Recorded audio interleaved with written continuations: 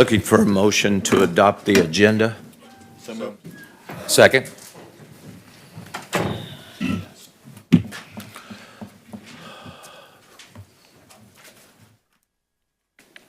Motion carries with 7 yeses and 0 nos. Okay, moving on to presentations and proclamations.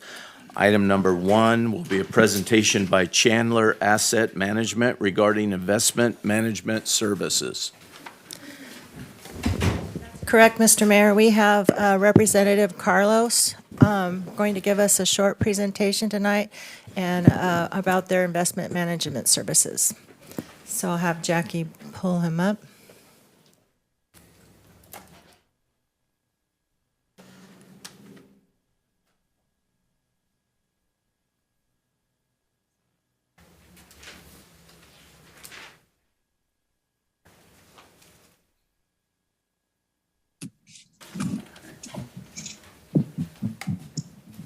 And hello, this is Carlos Oblitas, council members. Can you hear me? Yes. Please let me know when you're ready for me to start my presentation. We're ready, sir. Thank you so much. Council members, I was asked to address you today because as you are aware, the financial markets in these days can be very complex, and generating returns on the city's investments, mainly the reserves that the city uses to cover its day-to-day expenditures and any other projects that are part of your budget, is becoming more complex. So one of the things that we have proposed to the city as a registered investment advisor is investment advisory services, which would work in tandem with the city treasurer and the city's finance team to be able to expand its investments program from what you're doing today to add a number of resources that you are not able to take advantage of on your own in order to increase safety, continue to provide liquidity, and of course, generate a more competitive return. My name is Carlos Oblitas. I work for Chandler Asset Management. I'm a senior portfolio strategist. It's a fancy title that it just means that I work with local governments and review their finances and then develop investment strategies that will support their financial goals. If we turn to the next page, my firm, as I mentioned earlier, is Chandler Asset Management. We manage approximately $26 billion nationwide. The bulk of it is here in California. We're headquartered in San Diego, but we have extensive offices and an extensive presence in Northern California. We've been managing investments since 1988, so 31 years. When you look at that pie chart on the right-hand side, you'll see that public agencies, local governments, cities just like you, make up about 81% of that $26 billion that we manage.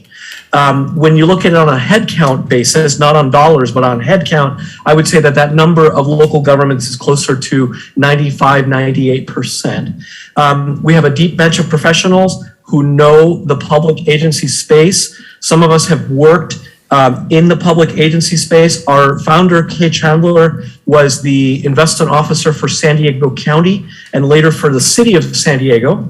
I myself was a finance director for a period of my career. So we understand the pressures that municipal treasurers and finance directors deal with on a daily basis in terms of generating a competitive return, but more importantly, making sure the money's safe and available when you need it. Our services encompass a customized investment solution. This is information that we were able to present to the city staff, and now we're presenting it to you for your consideration. If we turn to the next page, you'll see just a very broad list, just a quick overview of some of the agencies that we work with.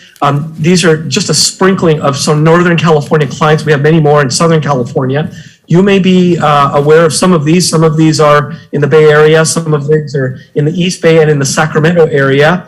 And you might notice also NCC SIF. That's a Joint Powers Insurance Authority that actually provides the risk management for the city of Oroville. So in an indirect way, we're already working with you. But some of our clients include City of San Mateo, City of Sunnyvale. Those are larger investment programs. To Alpine County and Amador County, they're smaller investment programs. And other cities like Merced, Milpitas, Monterey. We work with Lake County, City of Dublin, and Cupertino, and others that you may be aware of, West Sacramento as well. If we go to the next page, so your municipal treasurer does a fine job of investing your funds, and they take advantage of a great investment program available to the local governments in the state of California, known as the Local Agency Investment Fund, better known as LAIF, L-A-I-F. And that's a short-term program. When I say short-term, I just mean that they maintain their investment to a very short duration, very short maturity, so that they can make liquidity available. And they do a fantastic job. And the city has benefited from that for many, many years. The flip side of that, of course, is that that amount of liquidity means that you're investing in shorter term investments that yield less return for you.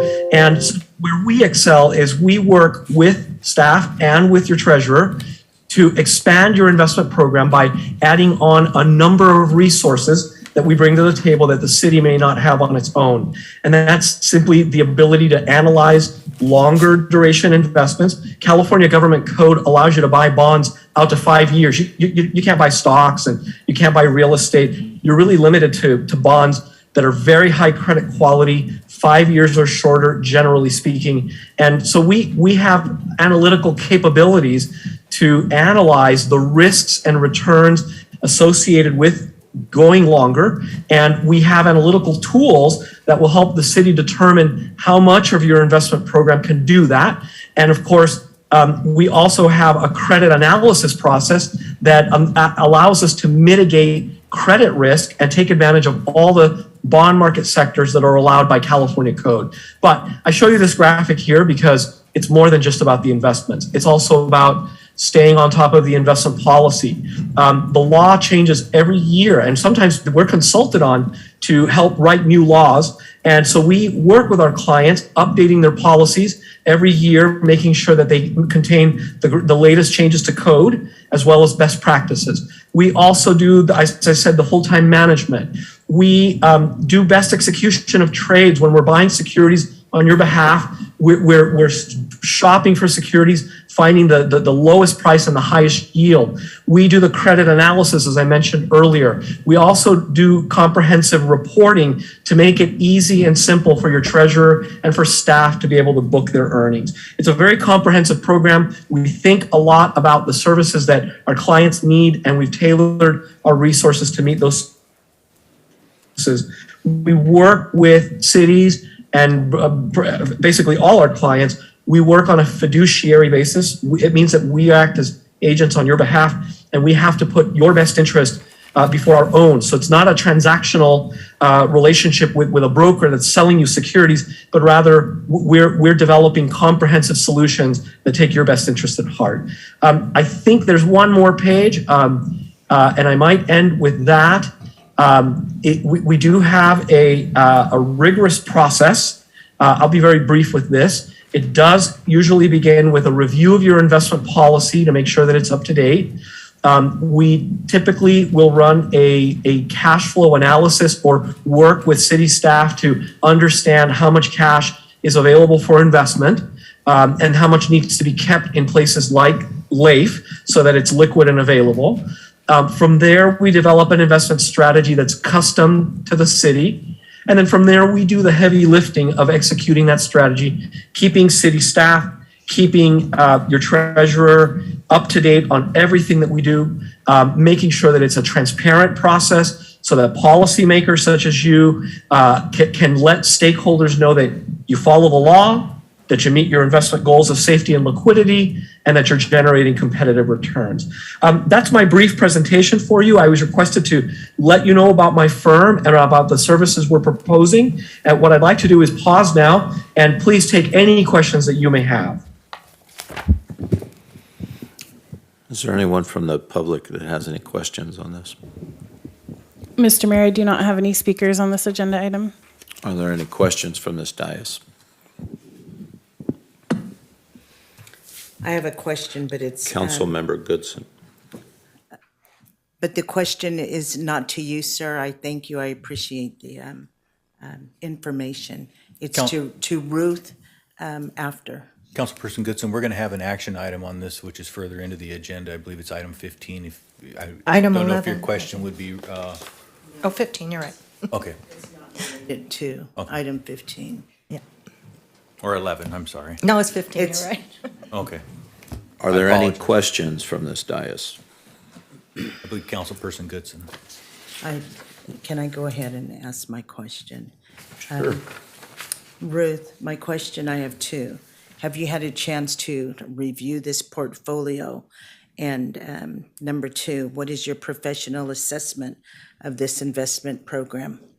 Yes, I did have a chance to review it. Bill and our treasurer, Carolyn, and I both sat through a presentation and we reviewed it, and we actually did follow up and talk to the references. He spoke about our joint authority, our risk management services, and we got excellent feedback on their references. So they said they're a very good company. They really love working with them. So my professional opinion is that we're in a very safe structure with our cash right now. We're not earning very much with LAIF, about 0.25%. It's very safe. We have about 5 million in our operating account, and we can't drop below 3 million, otherwise we start paying bank fees. We don't pay no bank fees right now. So right now we have 55 million in LAIF, and what led me down this road is I see other entities in their portfolios, and they are doing a lot of investing, and we're not. We just have $55 million in our safe LAIF account, and we also have 4 million 5.5? in our LAIF account, 55 million. Okay, thank you. And then we have 4 million in our PARS, and I see our PARS is doing a lot better than LAIF, so I kind of feel like it's our duty to maybe split our portfolio, maybe do a small investment from our LAIF funds and see how this works for us. And so I do believe it's something that we should consider. Thank you very much. Are there any other questions from this dais? Having none, thank you, sir, for your presentation. Honorable council members, thank you for having me. I'm not sure if you're going to need me for item number 15, or I think it might be 16. Just let me know, but I thank you for your time, and please stay healthy, and I wish you good luck. Thank you. Moving on to presentation number 2, Oroville Hmong Community Cultural Center presentation.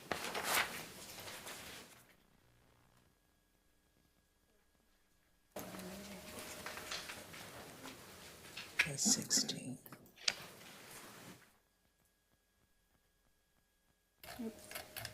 Sorry.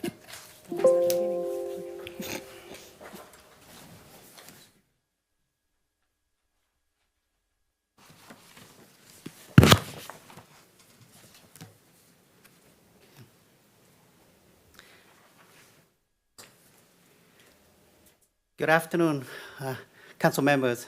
My name is Zerva, and on behalf of the Hmong community, we're here today to present you the Hmong Cultural Center to you. So thank you very much for your time and allowing us to be here to share with you. Thank you. The Hmong Museum in Oroville, California, a project of law veterans of America. Sir, can you pull your mic down closer? Oh, sure. Thank you. Okay. The Hmong Museum in Oroville, California, a project of Law Veterans of America, Inc.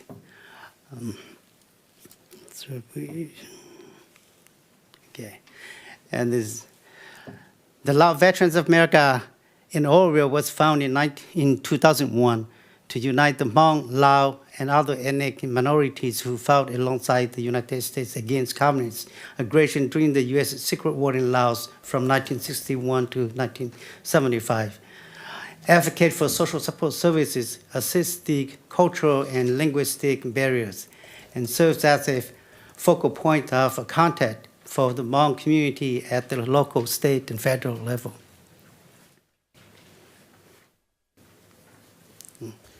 And then who are the Hmong in America? The Hmong in America are those who came from Laos, the country of Laos after the United States pulled out of Indochina in 1975. And they came to this country as political refugees. They did not come to this country by choice and or for economic gain.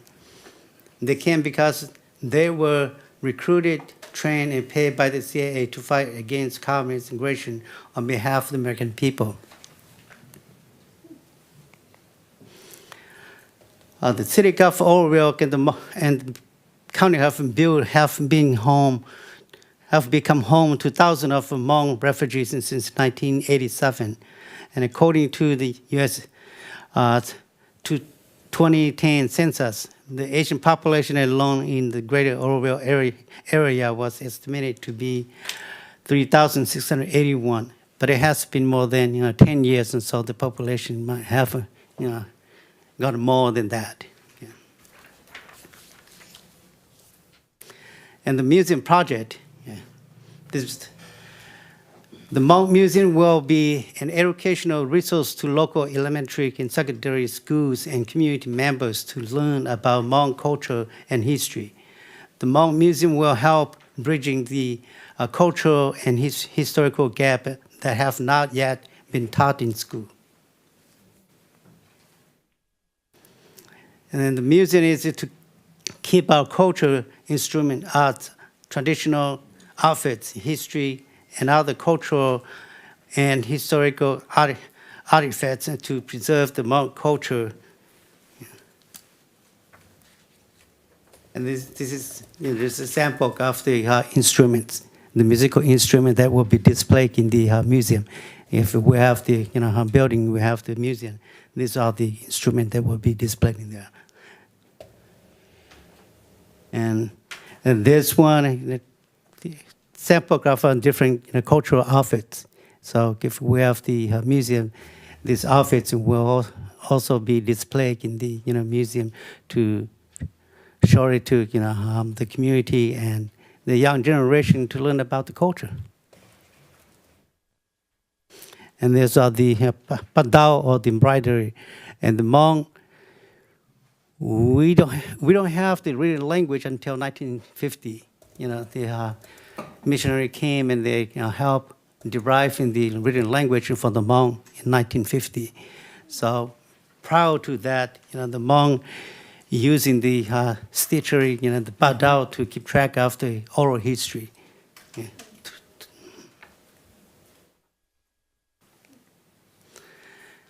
And this is just article about the Secret War during the 1961 to 1975. So this will be displayed in the museum as well.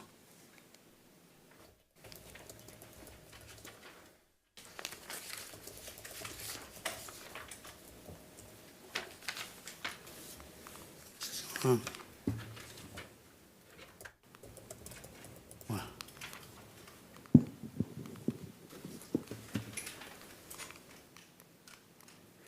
Okay.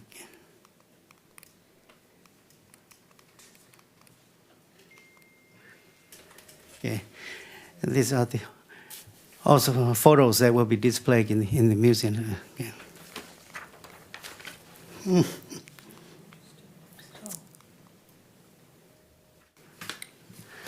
Thank you. Any questions? Thank you very much for your time and for listening to the presentation.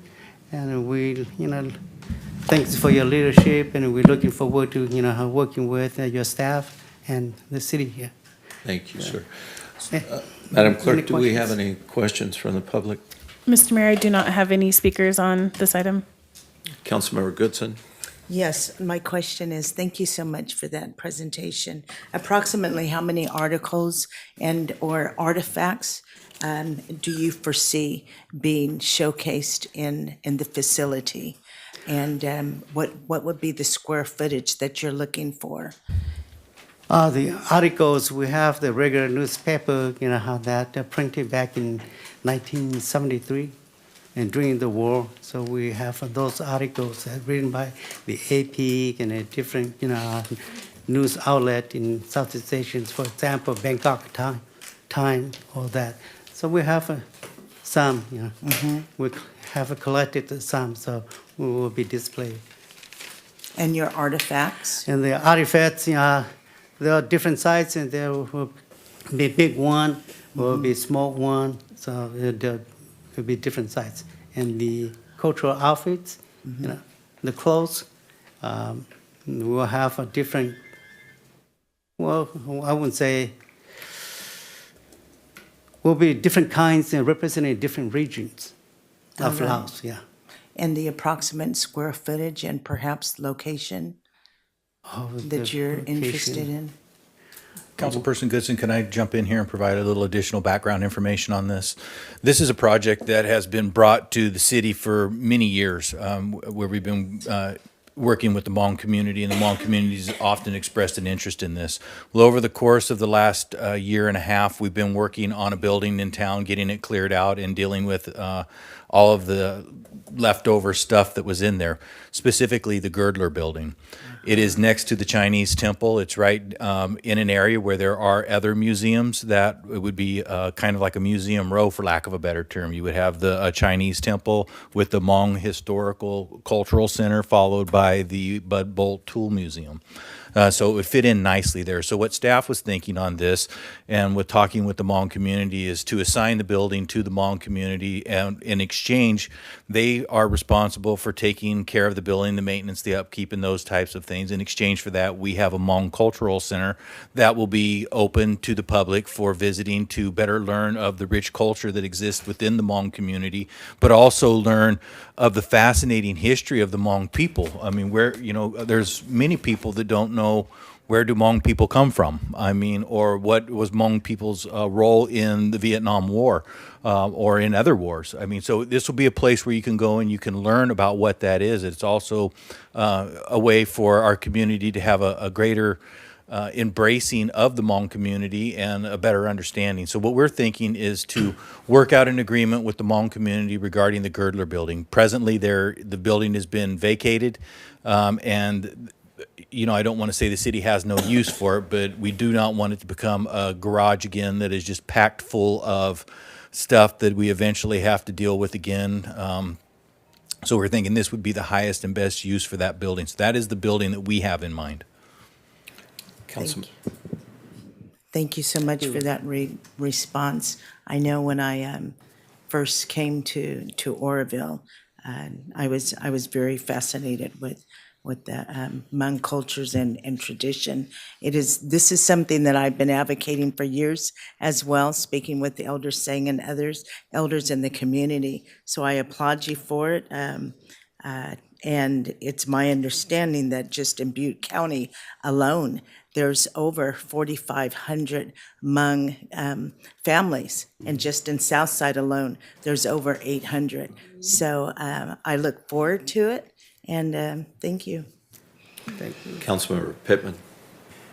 Yeah, thank you. I remember November 2009, we were up at B and Spencer talking about elections and new ideas, and this was the topic that we had. And it's nice to see that you stayed the course, and we're kind of at a point where we actually have a building and a place, and a hell of a good idea. I think it's a great thing, and my congratulations to you and your community to stay the course. And I think we're very close to, a great project here, and it'll be a huge asset to this community. So thank you, and thank you all.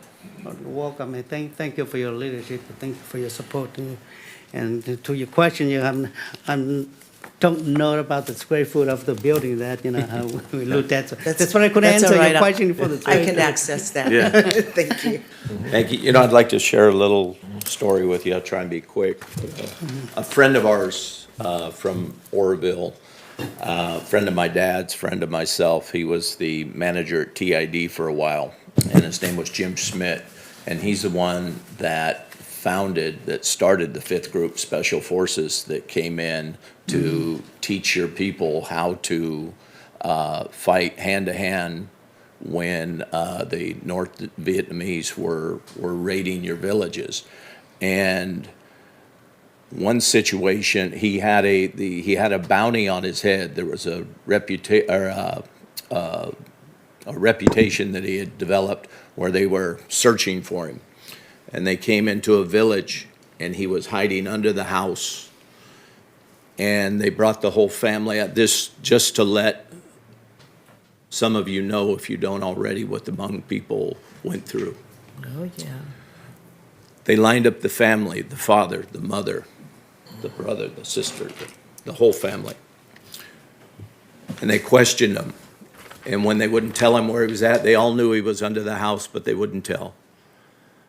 They executed every one of them until they got to the youngest boy. And then they told him, you tell your people what happened here, what we did, that we're looking for him. The little boy never said a word. When they left, Jim snatched that little boy up and took him to safety, and he adopted him and brought him to Oroville. So So you are brave people, and we Thank you. appreciate what you Thank you. did. Thank you for saving the boy. Thank. Yes, yes. Jim is still with us. He's 95 years old. Oh, he's still. Yes, I would love to, meet with him. yes, absolutely. Thank you so much. I'm You're really welcome. excited for you. And I have a several copy. I live here. Give it to the clerk, please. Yeah. Thank you, sir. Thank you. So, Mr. Mayor, if it's the will of the council, and I think that's what I'm hearing, we will prepare an agreement with the Hmongs to take over the responsibility for the building and begin building their cultural center. We'll bring that back at the next council meeting. Absolutely. Thank you. Thank you.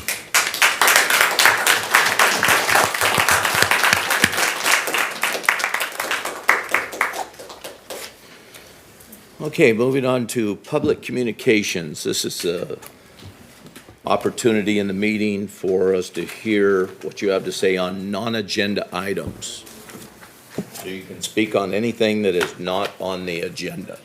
Madam Clerk, do you have any speakers? Mr. Mayor, our first speaker is the cameraman.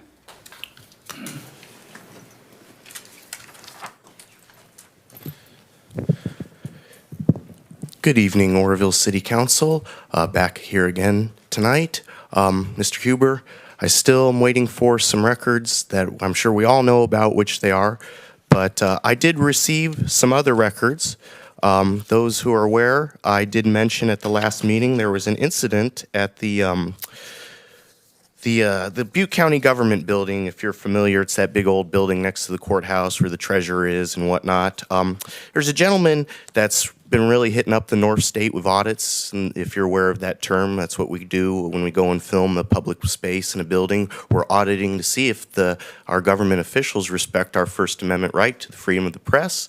This guy, Bay Area Transparency, came to Butte County as well as some other northern counties. He's been out filming, putting in some hard work. The DA, it's posted yesterday. It's almost up to 200,000 views already. They kind of flipped out at the tax office, almost tried to hit his camera, said he couldn't record in there, all of this crazy stuff. And the reason why I'm bringing this up is the fact is that they called the DA's investigators. For those who don't know, the DA has their own office of little investigators that have badges and guns that pretty much are their own little police force that the DA is supposed to use to investigate their cases. You know, they have restrictions. So you got 3 of these guys telling him he can't record and this and that, but yet we need to call the Oroville police. For what? And even one of these officers in the video makes a comment to the fact that he doesn't even understand why they called him there. And that's my point. Why? I understand the building is within the city limits, but why are we wasting resources on, for one, a call that we know was not a crime, 2, if specifically I heard over the radio they asked if investigators were there, which they confirmed. So if there's already investigators there, they have arrest powers, they're duly authorized, peace officers of the state of California. Why do we need Oroville police? I mean, when I try and get permission in writing to have carry pepper spray over there, which you can get in compliance with 171B of the Penal Code, Subdivision B, Section 4, if you get duly authorized writing of the person who's in charge of security of that building, you can get approved to do that. But when I go to find out who's in charge, I get this runaround between, oh, it's the city, it's the district attorney's office, we don't know who it is, just go away. So my question is, if they have all these resources, I don't think we need to send Oroville police officers unless it's a true emergency that requires outside assistance from another agency when they already have the manpower to clearly deal with an incident, a small incident themselves. Thank you. Our next speaker is Dee Hunter.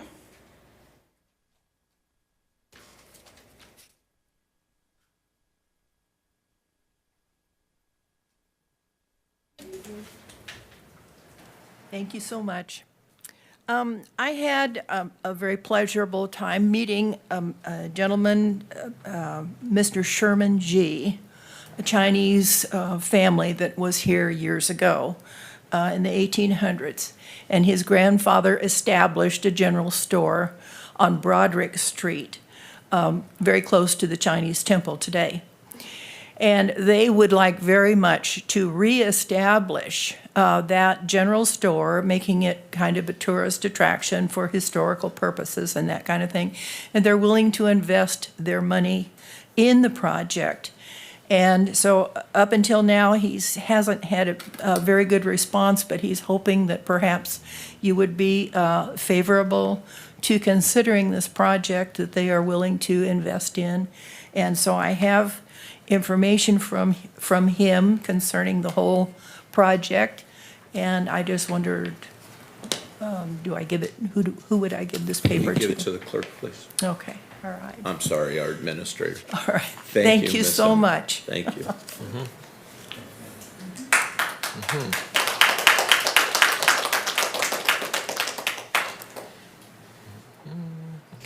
Our next speaker is Kay Castro.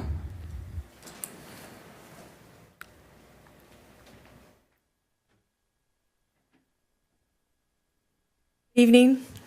I am here to talk to you about Feather Fiesta Days because we are so excited to be having Feather Fiesta Days this year. Starting on April 30th, the Eagles is having a Rib Fest. And on May 6th, the Kitty Parade. May 7th will be the Grand Parade for the Exchange Club of Oroville. We're hosting it again, and the Chamber and the downtown businesses are all working together to have something in the parking lot, and maybe during reports we can hear more about that. But we are very, very excited. And I have applications here for floats. Of course I do. And we would love it from the Exchange Club of Oroville if the city council, city chamber would have a float in our city parade. So I will give the applications to our administrator.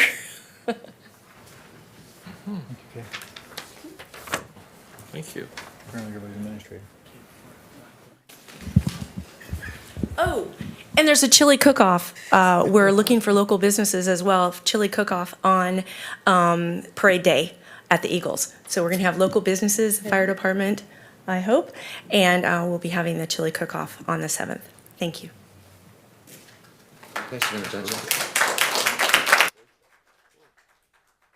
Our next speaker is Daniel Ballard.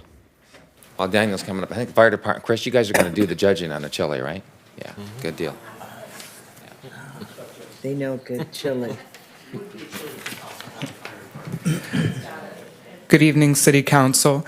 So I just wanted to I was really happy. We got a lot of Oroville positivity today. I came in on a good day to bring in more. So I just did the downtown walking tours this last Saturday, and we featured the Oroville Masonic Lodge, and I wanted to give you guys the numbers. I got that in. Jason Corona helped me get an article in Upgraded Living for that, and I got 80 plus people at the 3 o'clock tour, and then 70 at the 6 o'clock and 50 people at the 8 o'clock tour. So in total, I think we made history by leading 200 people under the sidewalks of Myers Street. I don't think that's ever been done. And thank you. And so anyhow, I just wanted to say that if you get a chance, there's a post on Downtown Oroville Walking Tours that's been shared like 58 times, and I put it in local groups and statewide groups, and all across the states, there's a lot of comments talking about how beautiful Oroville is, a lot of Oroville positivity, and people from Southern California saying that our lodge is the most beautiful in the state. So anyways, if you get a chance, please read through those because people are saying a lot of good things about us. And then I'd also like to give a book I promised Janet Goodson. Okay. Thank you so very much. I just wanted to appreciate what you do. I've never been on the tour physically, and a shout out to Terry. Yes. And I have walked that tour through Oroville News Live. So I've learned a lot, and thank you so much for what you do. Thank you. And thank you for the book. Next speaker is Bill Spear.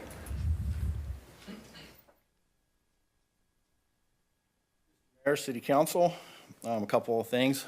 One is you released a bid for doing tree work. It comes up on the 7th is the final.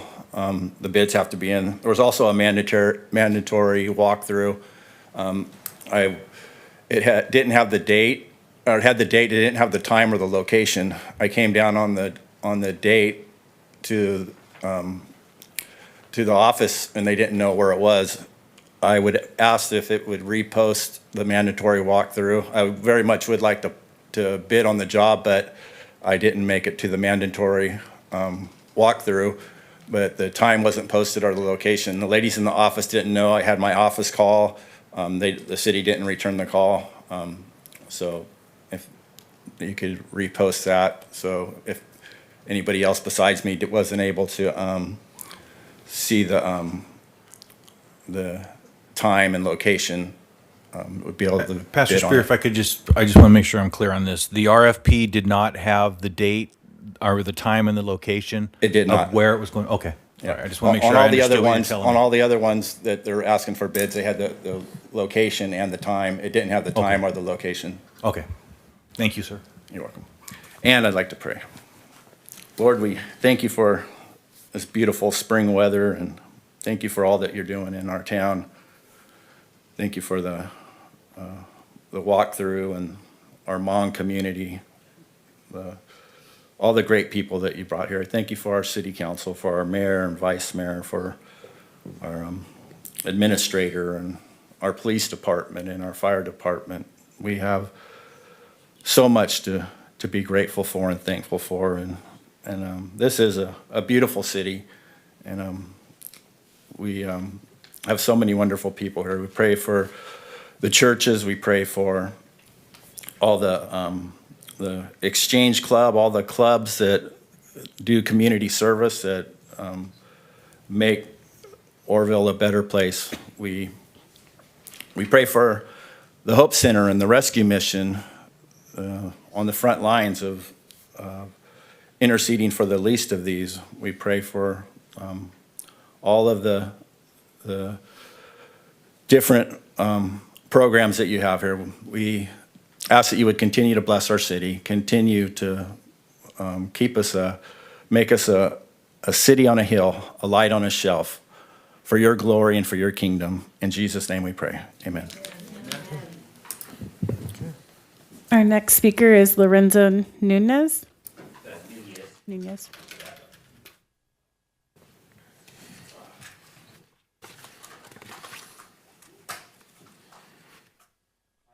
My name is Lorenzo Nunez. I'm a local Native American. One of my families is one of the few families that were pushed out of here during the Maidu Trail of Tears. I just came out here 10 years ago. My family's tribe welcomed us here. They've been waiting for our arrival for 60 years. I'm here to talk to you about structural racism and the disposition of my family.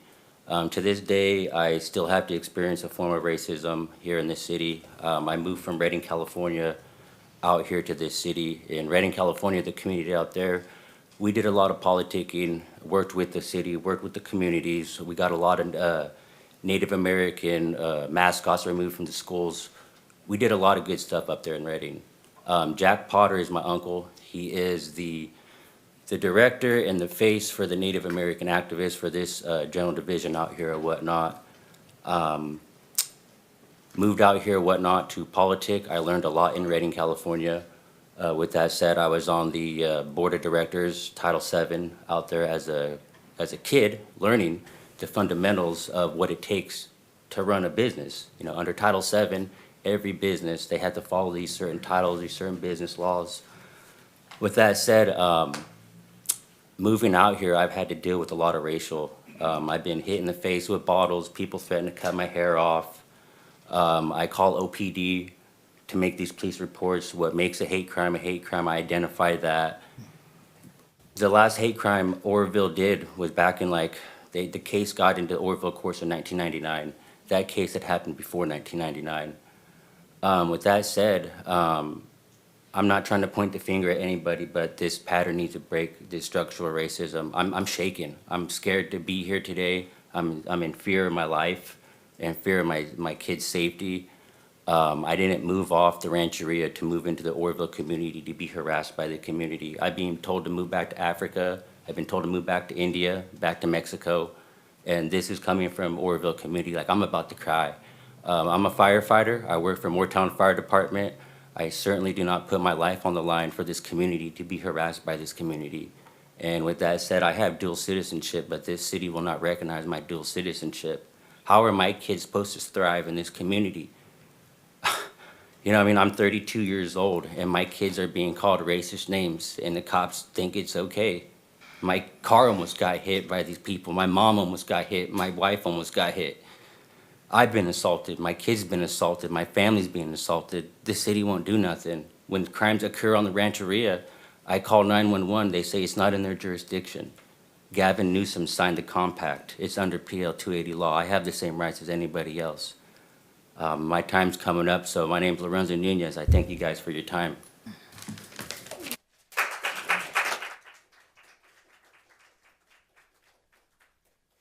Our last speaker on non-agenda items is Stephanie Irish. Sorry.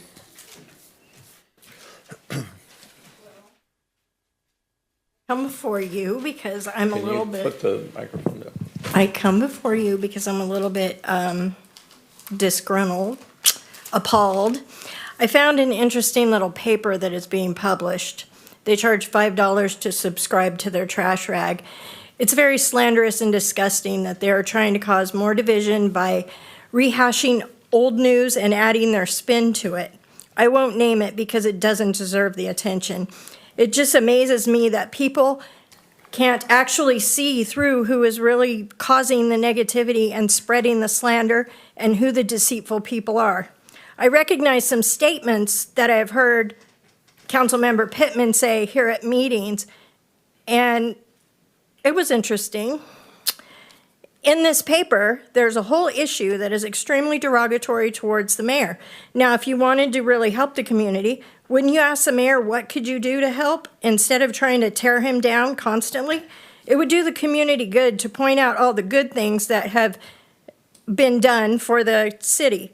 But it goes on to tear down the interim police chief, Lagrone, saying if you report anything to your superiors, you'll get spit on. It goes on to speak ill of the vice mayor. What I found interesting was it only had the select few. So I was intrigued. It also says the DA investigators are telling people to watch their backs. That's interesting in itself, the people at the police department, because they'll be retaliated against. One of the publishers stands in this very spot often and acts like they are all for the community unity. How is that possible when you are publishing trash and you don't even put your name to it?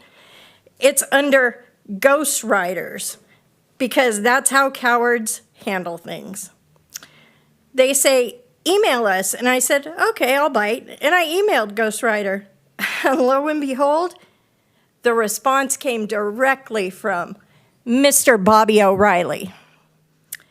This person is always trying to call me out, saying I'm slandering them, calling me negative, and I do believe I have never had a secret newspaper that slanders our city or the people leading it. Well, I'm just sick of the hypocrisy. I'm tired of people saying, you're the mayor's sister, so you need to shut your mouth. I was talking long before he was the mayor, and I will continue to talk. And what bothers me the most is I really think that people should clean up their own backyard before going after others.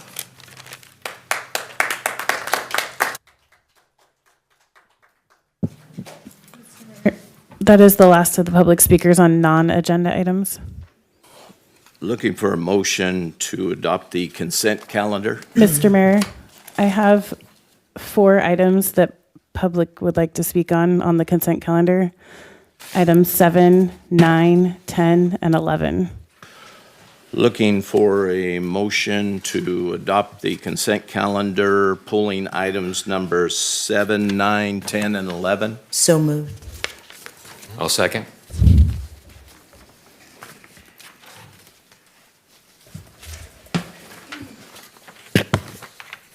Motion carries with 7 yeses and 0 nos.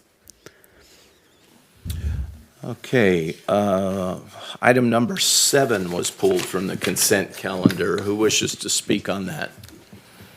Bill Spear.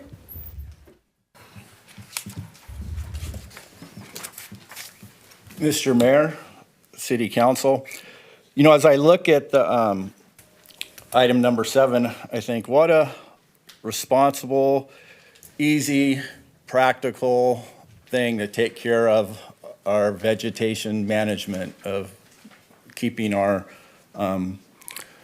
fire safe and all of the other things that it does. And as the city being the responsible managing party, you would think it would be, yeah, let's go do it. It's real practical, it's smart, and but you know, I just thought about it for a minute. I thought, you know, maybe it's a little too easy and too simple. There's some ways we could make it a little harder and make it cost a little more and drag it out a little. We could require an arborist report. We could have a arborist identify the oak trees, because we got to take care of the oak trees and coordinate where they are, make sure none of the goats come in and eat on them. And then also there's baby oak trees that are going to be eaten up, and so we should have some kind of a mitigation process. Even though it's a drought year and we don't want to plant new stuff because we're out of water, we could make for all the ones that are being the baby oak trees. Got to save the oak trees that are being cut down, could be replanted in different areas. We could get the state involved, get some more bureaucracy. It just makes it go, you know, get everyone involved, the state and the EPA, and, you know, talk about the goat poop. Even though it's natural fertilization, we can find some way to slow it down. We have we can get a consultant and you know, spend some more money there. My point is, I think that it's a really smart to let the person who is the reasonable managing party manage the property that they're supposed to be managing, and not make it harder with unnecessary stuff that's really not even gonna, is really not even an issue or a problem. Thank you. Thank you. Are there any other comments on this item? Mr. Mayor, that is the only speaker on this item. Mr. Mayor, if I could, I'd just like to add this is an expansion of the current contract that we have with the goat grazing company. We are adding the Dry Creek to it. Dry Creek is the creek that runs next to where For Kids Only is on Oroville Boulevard, all the way to the river. It goes out through the industrial area. That is the main drainage for the city for all your ditch runoff and curb gutter and sidewalks collected. Most of it is sent to that creek, and that creek takes it. So it's very essential or very important to keep that creek cleared. The goats will also be going down the levee, of course, and we'll be dealing with the overgrowth there and I believe we're going to do both sides of the levee when we can. I mean, not into the city, but into the areas around Bedrock Park and things to clean up those weeds and down through there. So this is, again, Pastor Spear's point is well taken. We can complicate it. We're not going to. But this is something that is good for our community. I believe it was essential, and it was very helpful when the fire occurred up on Grand Avenue and when it was blowing across the river, because the goats had been through and cleaned the vegetation down, and there wasn't a large fuel load there for the fire to grab hold of. So I believe it's been very productive for our community. I'll share something with you that my dad told me when I was very young, and it stuck with me. He said that it takes a genius to take something complicated and make it simple, but any old fool can take something simple and make it complicated. Give us time, Pastor Spear. We'll get there. Councilmember Smith. I was just going to say, if the goats are hit, they get more likes than any of us probably all put together. Those are Billy's goats. All right, real quick. Yes, sir. Councilmember Pittman. Thank you. And one of the issues that we used to clean that ditch out with a loader and machinery and run right down it. Now, because it's a quote waterway, you have to get special permits. But we don't need permits for the goats as of yet. So that's the good thing, that the goats overcome that process. But we're thankful we'll get it all done. Thank you. Yeah, no loss of erosion or anything else. It's a perfect fix, and I think it was a great idea.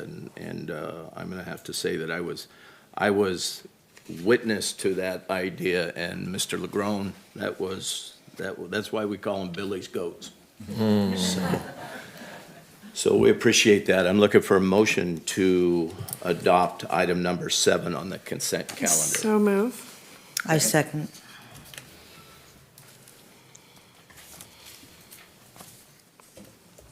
Motion carries with 7 yeses and 0 nos. Okay, I believe item number 9 was also pulled. Yes, sir. Do we have a speaker on this item? The cameraman.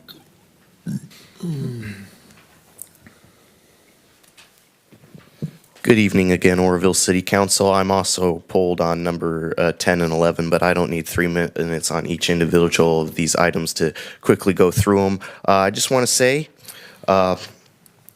in regards to the surplus, yes, I look forward to there being an auction if there's one approved. I've been wanting to go to an auction of that nature for quite a while, and I hope if that is the case, it is well advertised so we can get some people in. Auctions are quite a thing, believe it or not. In regards to number 9, this I do have some concerns about.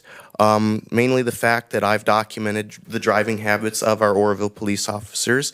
I understand there's going to be collisions. That's part of the job, I mean, it's just like, a vehicle. If you're not driving it, for police purposes, it's going to need an oil change every so odd miles. So it's just statistics. If you take that car out every single day, eventually some point, may not be today, may not be next week, it may be 5 years from now, but at some point that vehicle will be involved in a collision. It's just statistic nature. It's just a matter of probability and time. But my concern is that the fact that I made complaints about that, and most recently an issue was brought up in a legal action filed in court saying that a brand new unit was totaled that was designed for a canine, and there's no disciplinary action taken. So my concern is if there's a purchase of any of these vehicles and then we have them less than a year or 6 months and they're already involved in an accident that requires repairs, I don't see that as a good investment of the city's resources in that. And in regards to code enforcement, kind of same rules apply here. I haven't seen any bad driving from code enforcement, but then again, I hear our code enforcement department is lacking in some resources, so maybe that's why I don't see them driving that much, because they need vehicles to drive. And especially what I'm hearing with these vehicles, becoming more and more abandoned in our city, we need transportation to get those people to go and respond to those calls for service. And finally, of course, this is, things will change. Maybe they won't. I hope they will. But as a factor, I mean, we got to consider the price of gas for these newer vehicles. What is the fuel efficiency of these newer vehicles compared to the vehicles that we have now? I mean, especially these vehicles are going to be run every single day. I mean, believe it or not, driving around, it may only be about 5 miles to go around the city in a circle, but do that a couple times. I've done it myself. It starts to add up, how many miles you can do in a few minutes around this town. So I would like that to be considered a factor in your decision making. Thank you. Thank you. Are there any other comments from the public? on this? Mr. Mayor, that was the only speaker that I had for 9, 10, and 11. Vice Mayor Thompson.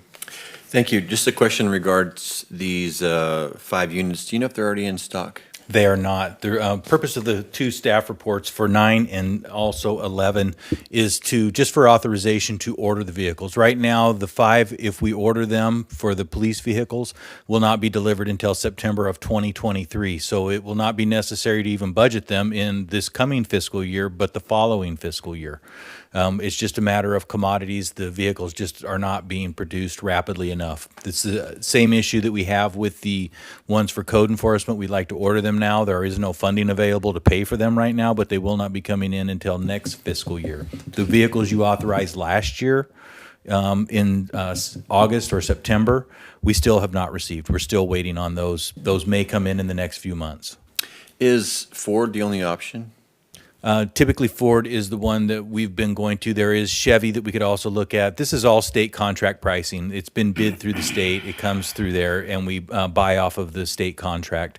The issue with the Chevy vehicles is that they are more expensive. They're about $10,000 more per vehicle.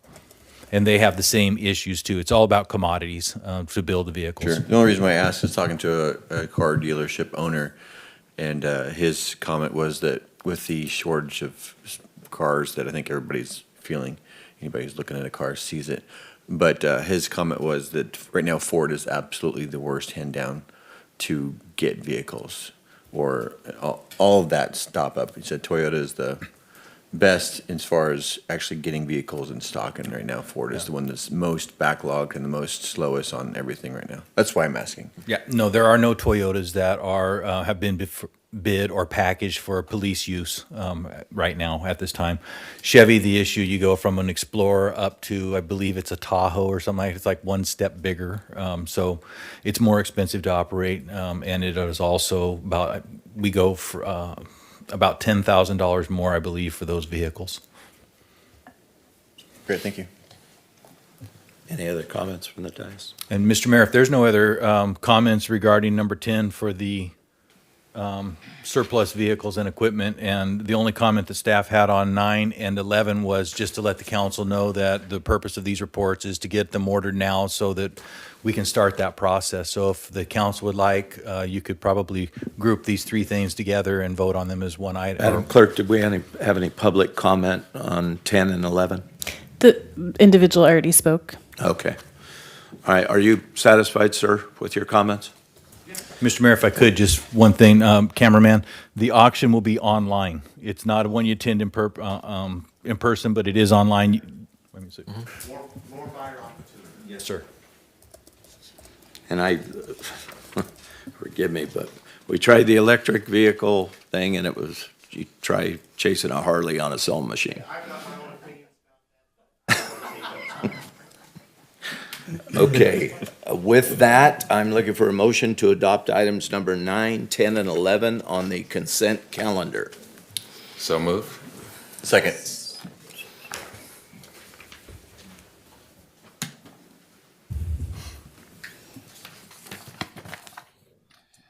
Motion carries with 7 yeses and 0 nos. And with that, we will open the public hearing at 5:37 PM. Calling public hearing to order. Item number 12, modifications to the CDBG Home Combined Homebuyer Program Guidelines. Good evening, Mayor Reynolds and council members. This public hearing is mandated by the State Community Development Block Grant Program, which is CDBG. When there's any changes to program guidelines, we need to bring them before council and offer for public comment. The state home program notified city staff in February of 2022 that changes to the combined CDBG and home program guidelines were required. Therefore, because we have combined program guidelines, we needed to do a public hearing. The changes that are the explanation is that HUD is requiring homebuyer counseling to be conducted by a HUD-approved counseling firm. We used to do our counseling in-house, but we now have to use a HUD-approved counseling system. We made that change last year. However, it wasn't mandated that we include it in our guidelines, so that's what we're doing today. Thank you. Do we have any comments on item number 12 from the public?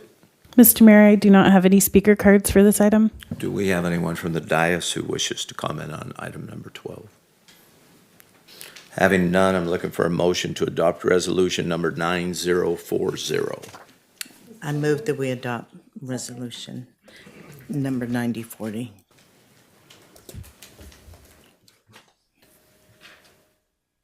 Motion carries with 7 yeses and 0 nos. Thank you. Thank you. Moving on to item number 13, first reading of Zone Code Amendment ZC22-01, proposed revision of Oroville Municipal Code to add Chapter 17.16.240 relating to the regulation of massage establishments and independent massage providers. This report will be presented by Connie Spade, the city's associate planner, and she is in the other room. I'll grab her and bring her in. But she's worked on this ordinance for about a year now with our code enforcement department and the state massage boards. So she has done, and she's a massage therapist herself, so she's done lengthy research on this. So she will be presenting this to you.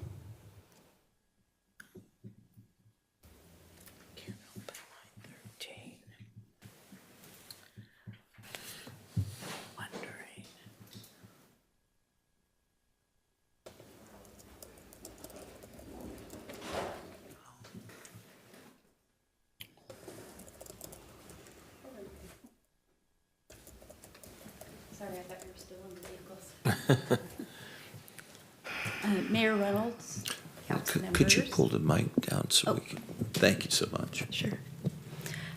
Mayor Reynolds, council members, this ordinance was prepared to protect the public health, safety, and welfare in 3 different ways.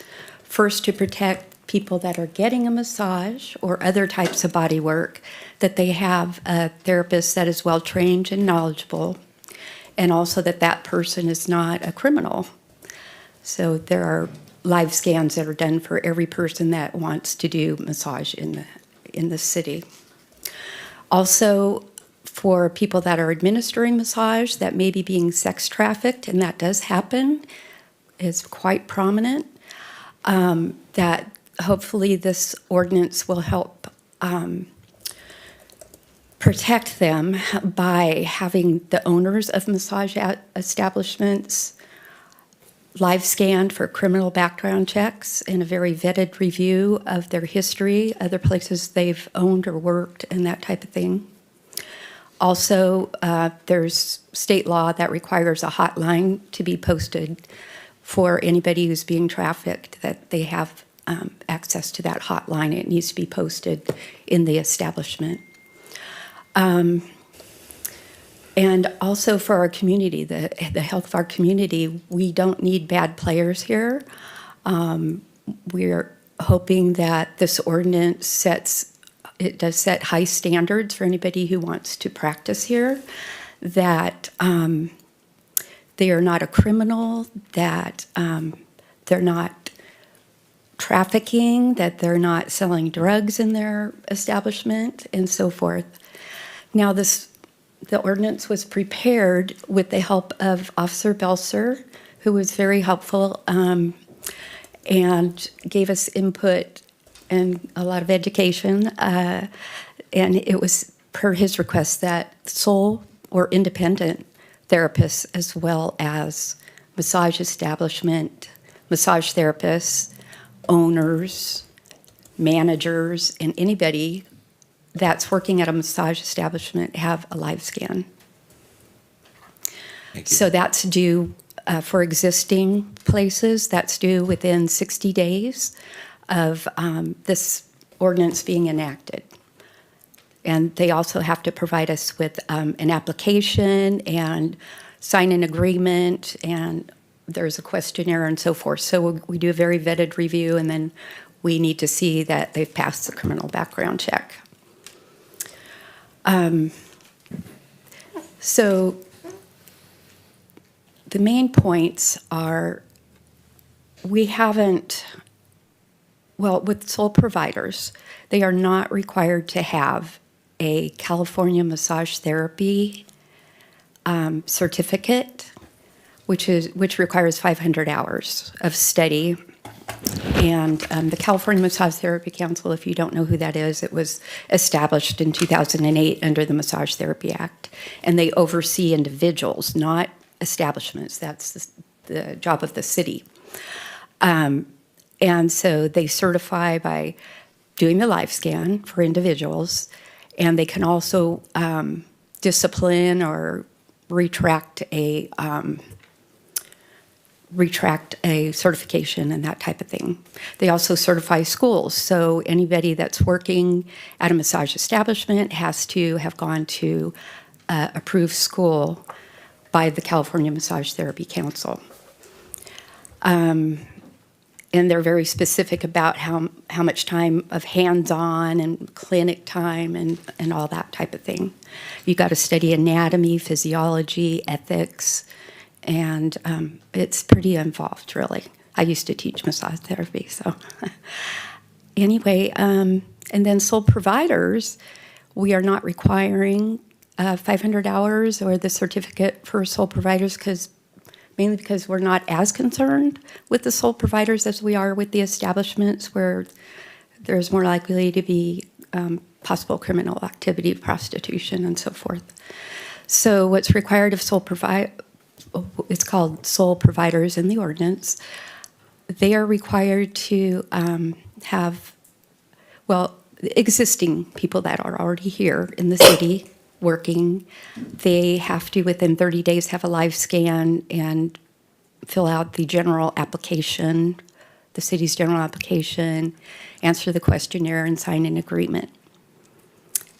And of course, they all have to have a business license and meet certain codes and so forth, city codes for safety and that type of thing. So they're treated a little differently in that we're not requiring that 500 hours. Now, a new sole provider that comes into the city, they will be required to have at least 350 hours from a school approved by the Massage Therapy Council. And believe me, the council goes out and they actually sit in these classrooms and look for any, problems with the education and that type of thing. Some of these schools have been selling the certificates. And so there's a list on their website that indicates all the schools that have been approved by them, and also the ones that are not approved. But there's many that aren't listed that are still selling massage certificates or certifications. So tonight, just consider mainly that we need to have regulations with procedures that inform the public and the people that are in the business of exactly what they need to do, when, how they can operate. There's actually hours of operation. The visitors or people getting massage, they have to come and leave through the front entrance. It has to be well lit, the front of, as you come into the building, the entrance, as well as the reception area. All money to be exchanged is at the reception area to keep that kind of, things going. Need to keep track of that type of thing. Massage certificates, the original is required by the state to be posted on the wall, as well as the owner's business license. Councilmember Goodson has a question for you. Sure. Oh, she's going to wait. Oh, okay. Is there anything else? No, I'm ready for your questions. Okay, do we have any questions from the public on this item? Mr. Mayor, I do not have any public speakers on this item. Councilmember Goodson? Yes, thank you so much.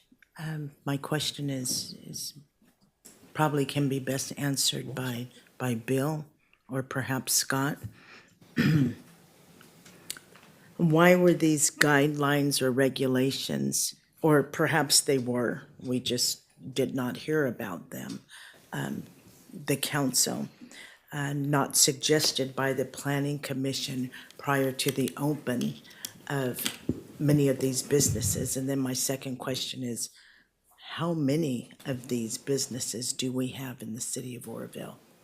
I have no idea how many we have. I can think of 4 probably off the top of my head where they're at. I think this is a tightening up of the ordinances and the regulations that we have for that. This is more of a procedural type of a document that allows the planning department to better regulate these businesses as they come in. And Bill, let me jump in because there's a little bit of background and history here. Previously, we had a massage ordinance. All right. And then the state, for reasons which I can only, imagine, the state decided to occupy the field and took over massage licensing altogether. Because, as you can understand, a one-size-fits-all regulation for massage establishments didn't really solve the issues that the state was hoping to solve. They've now given it back to the cities to add additional regulation on top of what the state has done. So we had an ordinance, and then when the state, I'll use the term, occupied the field and said, no, city, you stay out of it, we'll take it over, we eliminated our ordinance because it was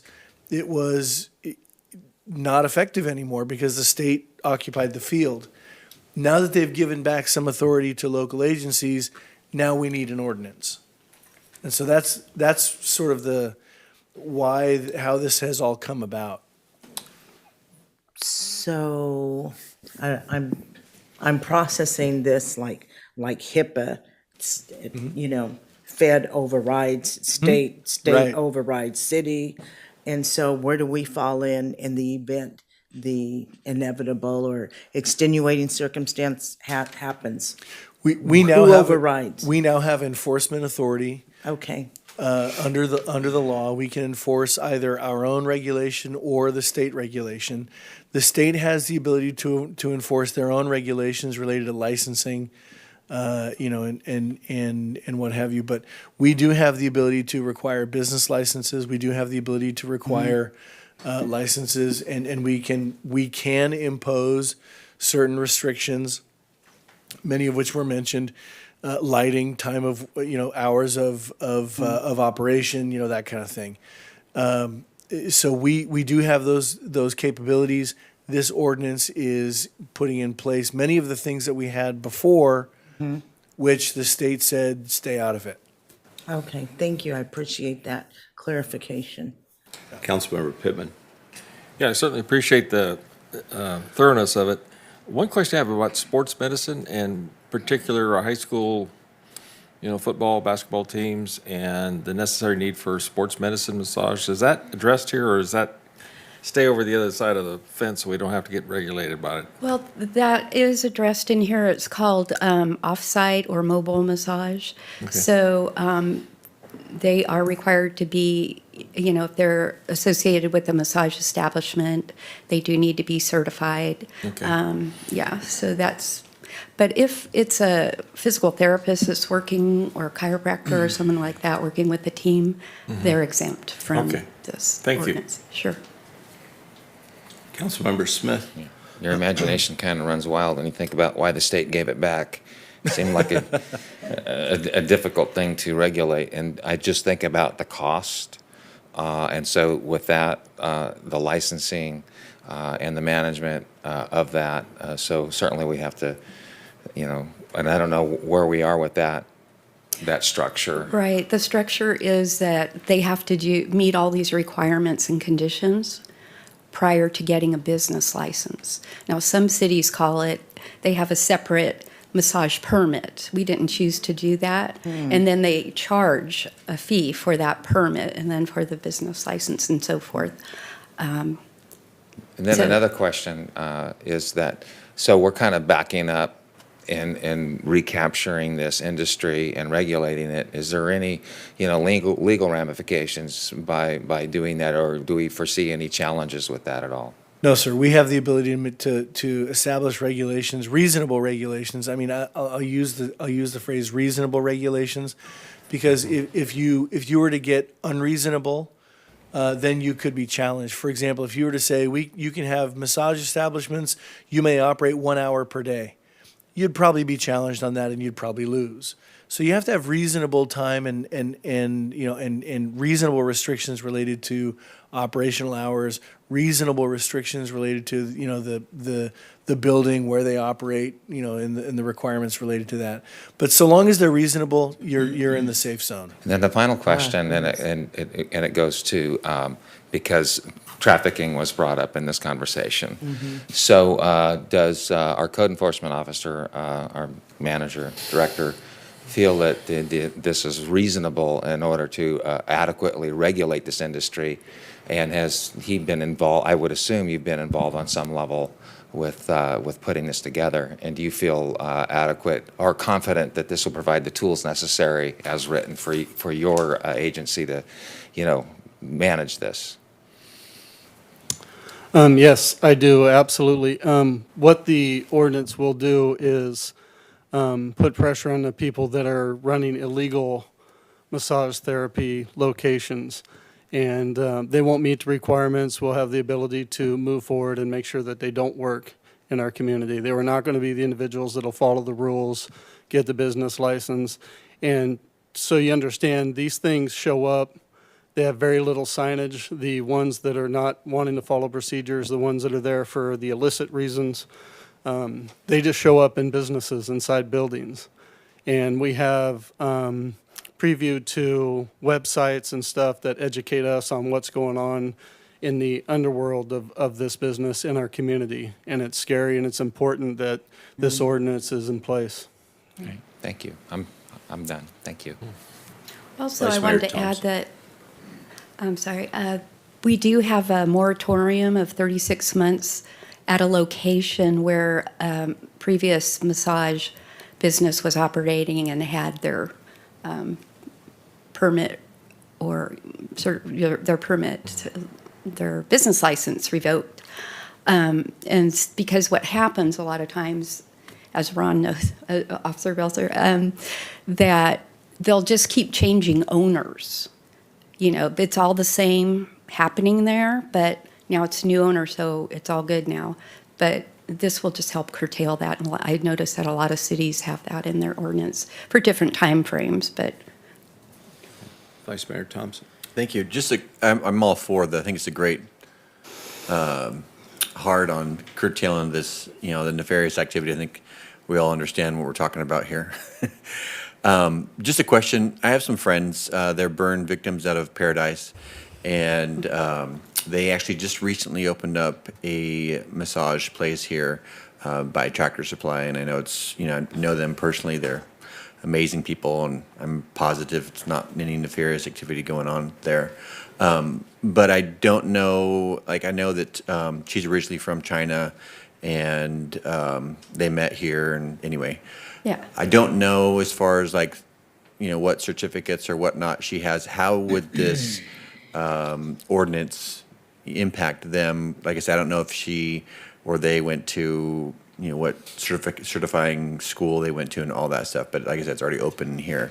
How would this impact them? Are they, is it just one person providing massage, or is it more like there's an owner and they hire people to do massage their work? Or? That I'm You're not not sure? exactly Okay. positive. I know that she's the owner and whatnot. So, Well, being that they're existing, if they're a sole provider,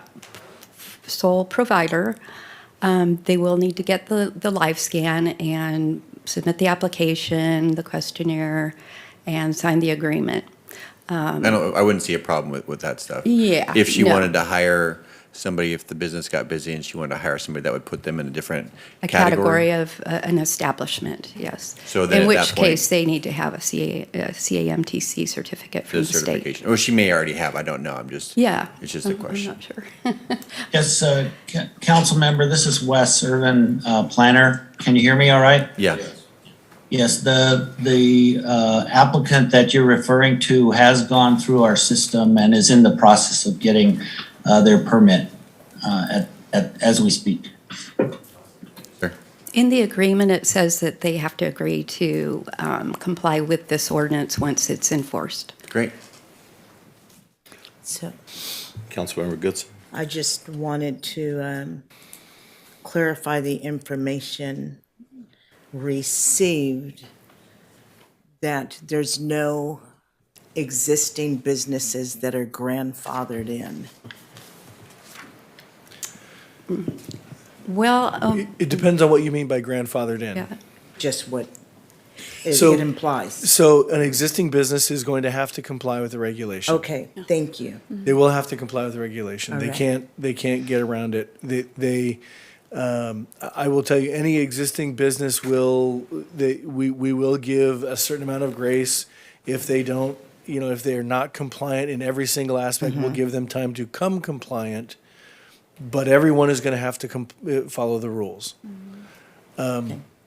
It just, And so they can still operate while they're in the Sure. process of being compliant. as long as they're working with us, the answer is yes. It is the individuals who operate in the shadows, and then when they get caught, suddenly it's, oh, but I'm just trying to survive. Oh, but now I'll come compliant.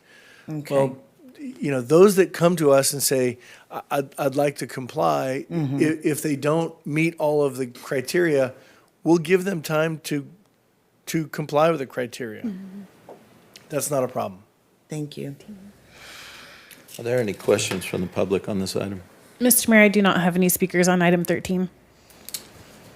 Looking for a motion to waive the first reading and approve ordinance number 1863, also adopt resolution number 9041. So move. Second.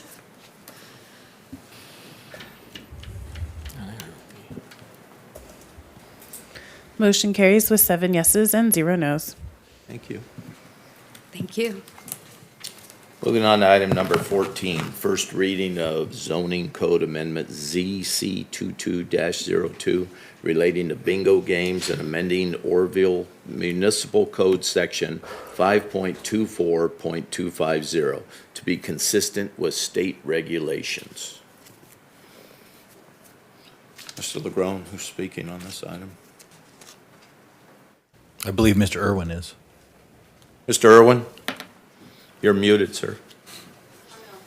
Yes, Connie Spade was going to speak to this item as well. Sorry, She I also apologize. prepared this staff report. What this is we have received a letter from a bingo establishment, and they notified us that the state law now authorizes them to use 20% of gross revenues for, I'll let Connie continue. Or, well, they're allowed to use 20% now, but there is also a limit of using the proceeds. They limit it to $1,000, and the state law has changed, allowing for the 2,000. 2,000. And basically, that's all they're requesting. Do we have any comments from the public on this item? Mr. Mayor, we do have one speaker, Lorenzo I don't want to butcher your last name again. Nunez. Sorry.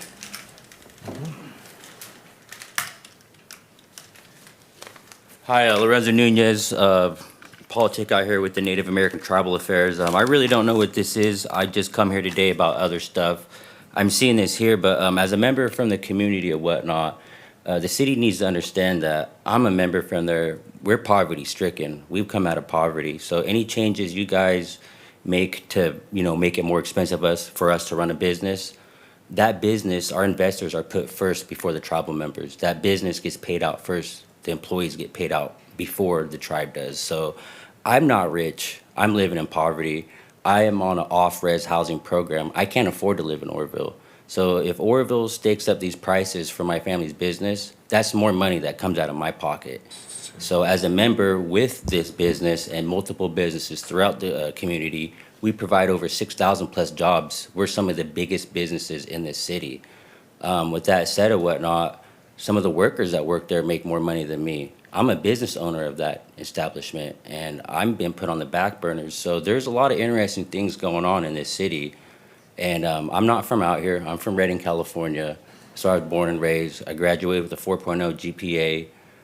And then just the things I've learned or whatnot in today's society. I come out here and I see Chuck Reynolds on the news. You know, not everybody out here are cowboys. That was an insult to my people. We're getting a lot of people storming my business that don't want to wear masks.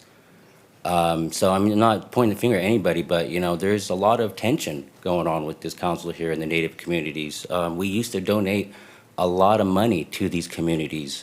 For an example, before we used to donate money, you know, we've had to hire investigators. We would donate money to the city of Oroville. The city of Oroville was using that money in a neglectful manner. So all the local casinos right now and all the local businesses in Butte County, they no longer have to donate money to this community. How the community proved to us on what they were doing with the money. When we give this community money, they're supposed to use that for a multicultural purpose. When they were using that money, they were putting in certain departments where it wasn't benefiting the multicultural spectrum. So, I mean, I'm always on board, you know, following the rules or whatnot, but the genocide that's taking place out here, every meeting I go to, Oroville community has not stood by the Native Americans. They've never made comments, never apologized. But with all this stuff going on, it just more and more just keeps getting taken from us. My land's gone. First time I went up to the Oroville Lake was just maybe about a month ago. You know, they got stuff up there that commemorates the people that died making the dam. There's nothing up there about the natives that were killed, that were ran out of there. I got burial grounds at the bottom of Lake Oroville that I can't go to. Thank you guys for your time. Sir, can I ask you to clarify what I didn't understand what you meant. You saw me on the news and. The press, they just targeted you. Just some of the statements you said, it may have been taken out of context. Yeah, but we never enforced anybody to wear a mask. If you want to wear a mask, wear one. If you don't, don't. Yeah, it's just for the safety. Like my business, we have ordinances. We have to follow state law, compliance laws and whatnot. So with that being said, for people to come into our business and then you give them the incentive that we're above the law, you know, that we're getting people out there at our business that don't want to wear masks, that are causing an issue, but we have to enforce that because as a business and the safety, and regardless, I mean, there's things. That's your right. I'm still not sure how it was taken. How it affected? Yeah. It's just the mentality out here. So that statement, it just created like the good old boys, the people that rushed the White House. We get that same kind of crowd out there in our business. It's not good for business, and it costs us money. So those kind of statements, it just brought a different kind of mentality, a community to our business in an erratic manner. It costs us money. I'm not pointing the finger, but there's just, you know, you carry yourself a certain way. Just like any business, you know, you have to treat people a certain way. If, for example, like my business, we get people in there that's mentally ill all the time. If we mishandle that person that's mentally ill, what if they went out and got a gun and came back and shot the whole environment up? That person that was in charge of that situation is going to be held liable. So I'm just saying, like, I'm not pointing the finger, but when these people come out to my business and they're being dangerous and they're not complying and they're upset, what if they go to their car, grab a gun? In my community, we're already down in numbers. We have a lot of Native American workers that work there. They're put in immediate danger. Mr. Mayor, if I could, this is an ordinance about bingo. I mean, we are way off of what this public hearing is about. I was just curious what he's talking about, perspective, you know, because I know you don't know this, sir, but I have a lot of family members that are in these tribes, and I haven't done anything intentionally to offend anyone or cause them trouble. So if I've offended you, sir, I apologize. No offense. It's just taken out of context. Like I said, it's just there's some things where you said some stuff. It just caused some stuff at my business, and I'm not from Oroville. I'm not used to this mentality out here. From Redding, we got signs up there that say no room for racism. I come out here, there's no raising crimes, but I'm just asking if you guys are going to raise up the cost for us to run a business, just take in consideration what it's going to do to the community. Well, $1,000, $2,000, or whatever if it's going to cost the community more money, just take it into consideration. We're in poverty. That's all I'm saying. I just don't want to see my family keep on losing everything that we have, and these investors So I Mr. appreciate Mayor, it though. if I could answer Mr. Nunez's question, this is not increasing anyone's cost. What this is a request from the Feather River Senior Citizens Association that runs a very small bingo game here in town. What this does is this allows them to keep, instead of $1,000, which our ordinance now says, because that is based on old law, they can keep up to $2,000 of the proceeds to operate their facility, to put money back into it, and to operate their games. So this doesn't, the city is not making any money off this. It's not increasing anyone's cost. It's just allowing them that operate these small games to keep a little more of the money to operate their In facilities. fact, it's allowing them to double their revenue. Correct. All right. That answers it. Like, I appreciate it or whatnot. I just, just as a member from the community, I've just seen a lot of things where we just get taken advantage of. So I just wanted to just clarify that. Not many people from our community come to these meetings, so I didn't plan coming here today. But I appreciate it. Thank you guys for your time.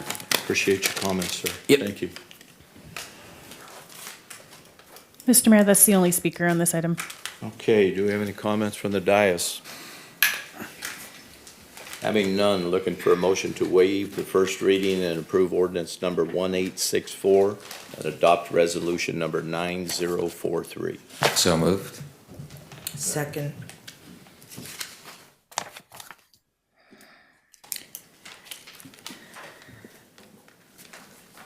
Motion carries with 7 yeses and 0 nos. And with that, we will close the public hearing at 6:09. Back to open session. Firefighter Moving on to regular business, item number You're doing 15, the firefighter acceptance and recognition of Cal Water Annual Firefighter Grant Program.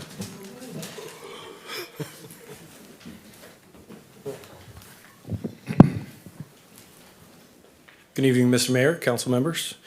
Tonight, what you have in front of you is the acceptance and recognition of Cal Water's annual firefighter grant. Back in November 26, 2021, Oroville Fire sought grant funding from Cal Water to purchase extrication equipment. In December, Cal Water announced that Oroville Fire was one of 8 departments that received $30,000 of $174,500 to purchase and fund equipment that will help protect lives. The grant program is part of Cal Water's commitment to supporting fire departments in its service area. I think, as we all know, the fire department continues to see a demand for extrication. That's kind of the reason for the thought of the extrication and writing for that grant.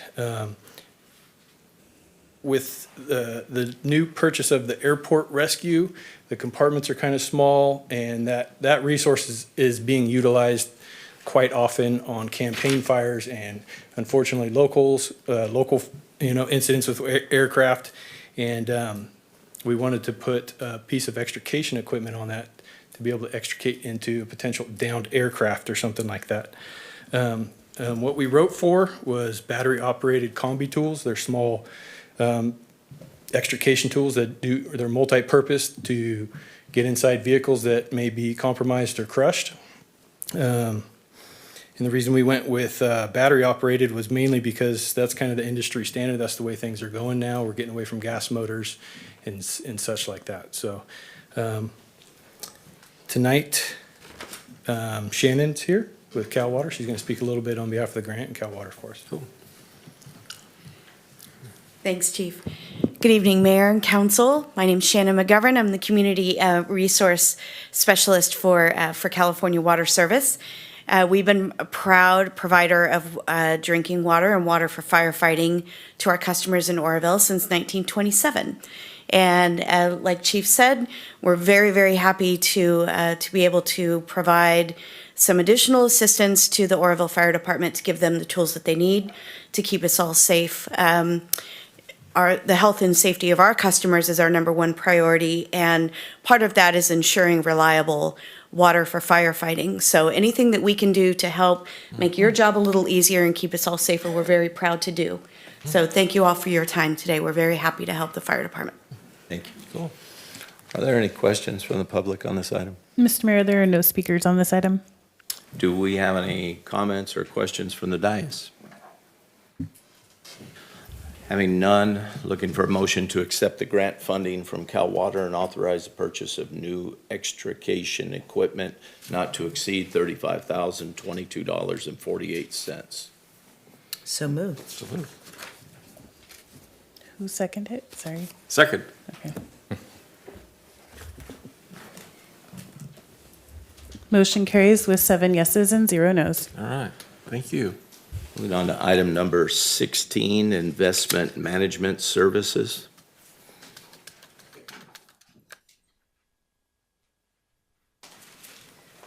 Good evening, Mayor Reynolds and council members.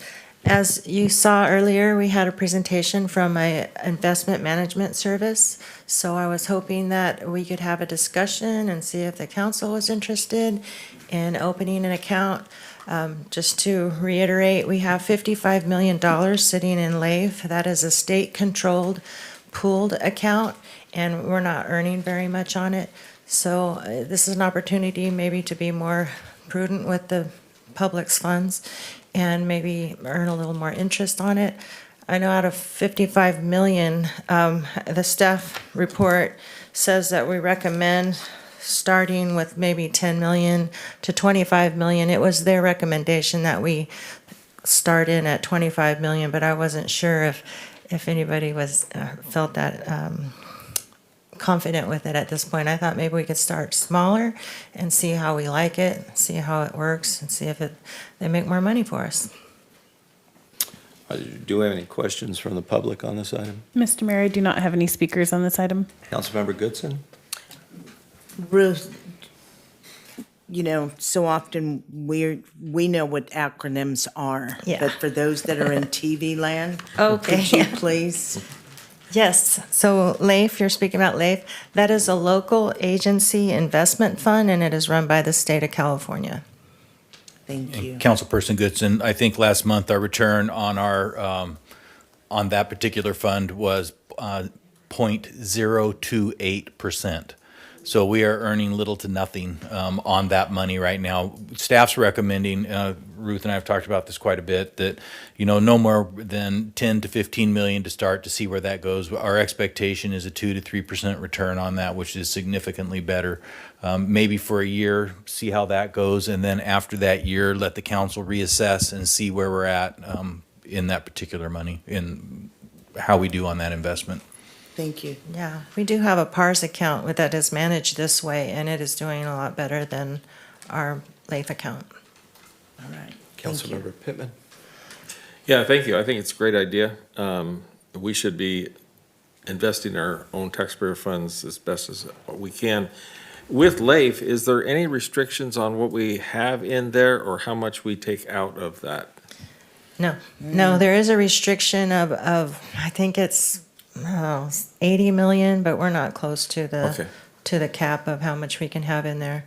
Okay. But I think most other entities that I look at, and I like to look at other people's financials, they have a kind of a diversified portfolio. So I feel like this would be, you know, a way of us diversifying, but not putting everything in there, just to see how it looks and how it performs for us. What kind of time period do you think you might see to get an idea of what returns we look at? Are we looking at 6 months, 12 months? I'm looking at a year. Okay. Because right now, we actually, in our PARS account, is not looking too good on the investment side. And it didn't look very good when we opened it, too.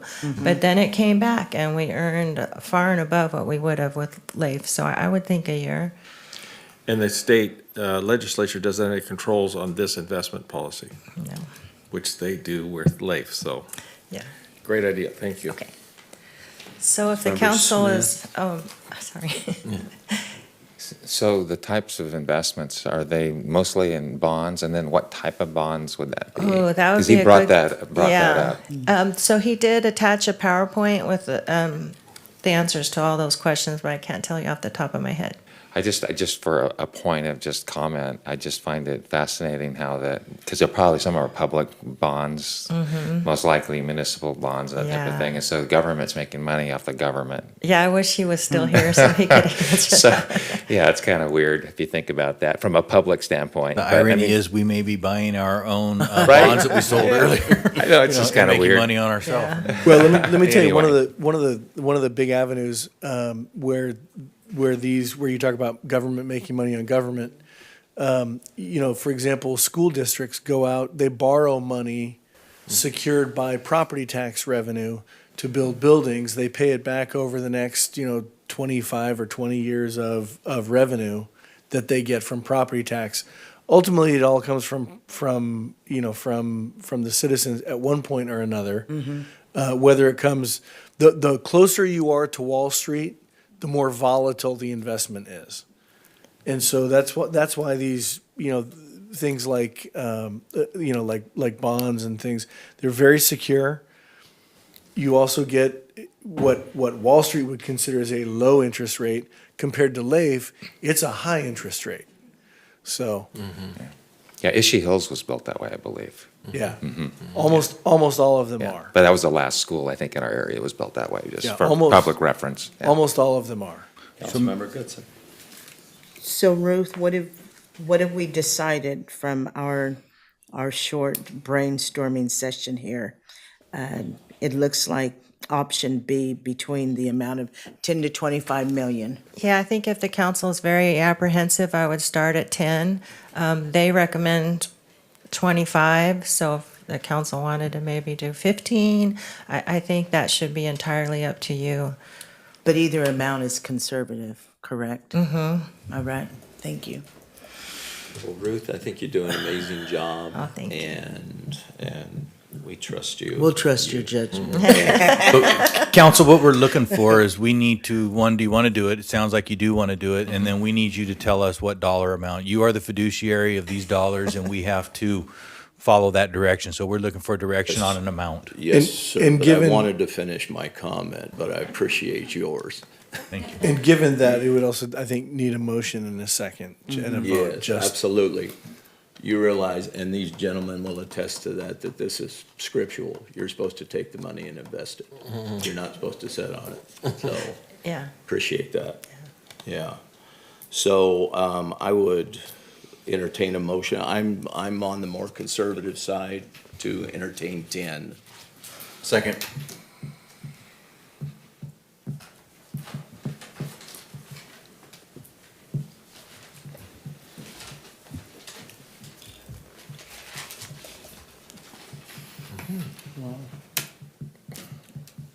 I would say 15, but it looks like. I'd say, bring it back to us in a year. Okay. So we can decide more. Will do, and we can consider making another deposit at that time too, if it's doing really great. Motion carries with 7 yeses and 0 nos. Thank you, Ruth. Thank you. Moving on to item number 17, negotiate development agreement and prepare necessary studies for APNS 078-010-047 and 078-020-035. Good evening, council members. I was obviously so eager to present the staff report that I tried to jump the line a few minutes ago. I apologize for that.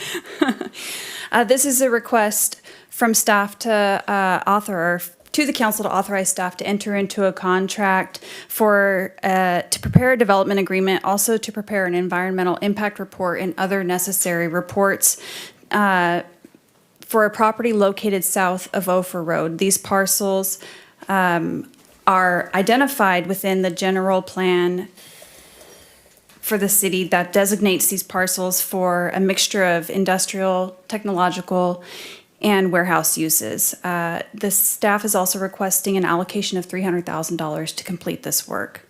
The city's goal has been to focus on the economic development within this area specifically, and it's important to position ourselves in this area so that the development is ready, including performing all the necessary studies to allow the developer to move forward without any delays once a user has been identified for these locations. There is currently strong interest in these specific parcels, and staff would like to negotiate the terms of that development agreement with that property owner. These terms would include that when the property is either sold or developed, the owner and/or developer would be responsible to fully reimburse the city for the cost of up to the $300,000 approved. So with that, staff would like to request authorization to proceed with preparing the environmental impact report and other related studies, as well as the development agreement, in addition to allocating the $300,000 to cover the cost of said reports. Do we have any comments from the public on this item? Mr. Mayor, there are no speakers on this item. Do we have any comments from this dais? Councilmember Goodson. Thank you, I was just curious. Don, what is the normal procedure or process here? Is it for the developer to pay for the environmental impact Yes. study? Yes. And so what we're doing is, it's kind of like reversing the cart before the horse, but we're putting in a stipulation that the developer will reimburse the city That's correct. for that environmental study. Yes, we're trying to get these parcels entitled so that it is an easy process. Once that industry is secured, that they can just come in, apply for their applications, go through development review, planning commission, go through the process, and then this legwork up front will be done. Shovel ready. Shovel ready. So here's my next question. Is there a potential developer in mind? There is. All right. We are not at liberty to say.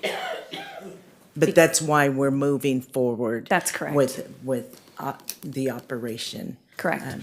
Which is unusual. Yes. Thank you. Councilmember Hadley. Thank you. Is there a time limit on this?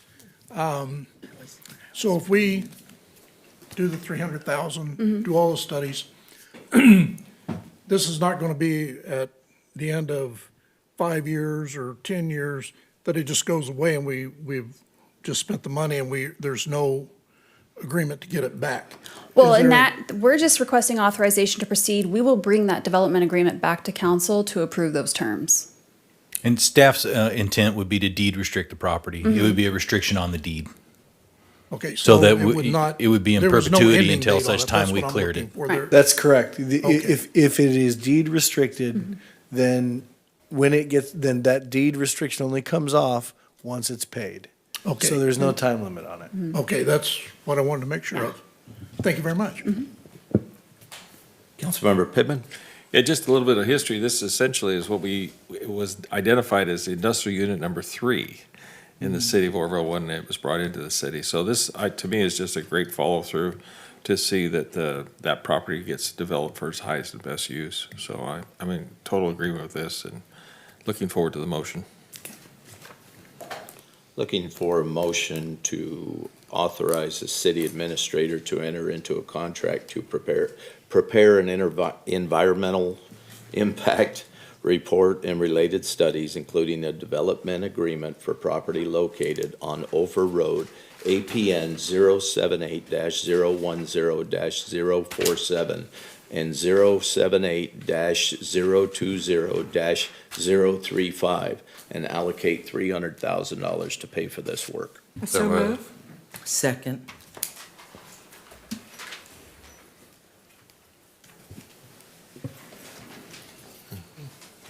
Motion carries with 7 yeses and 0 nos.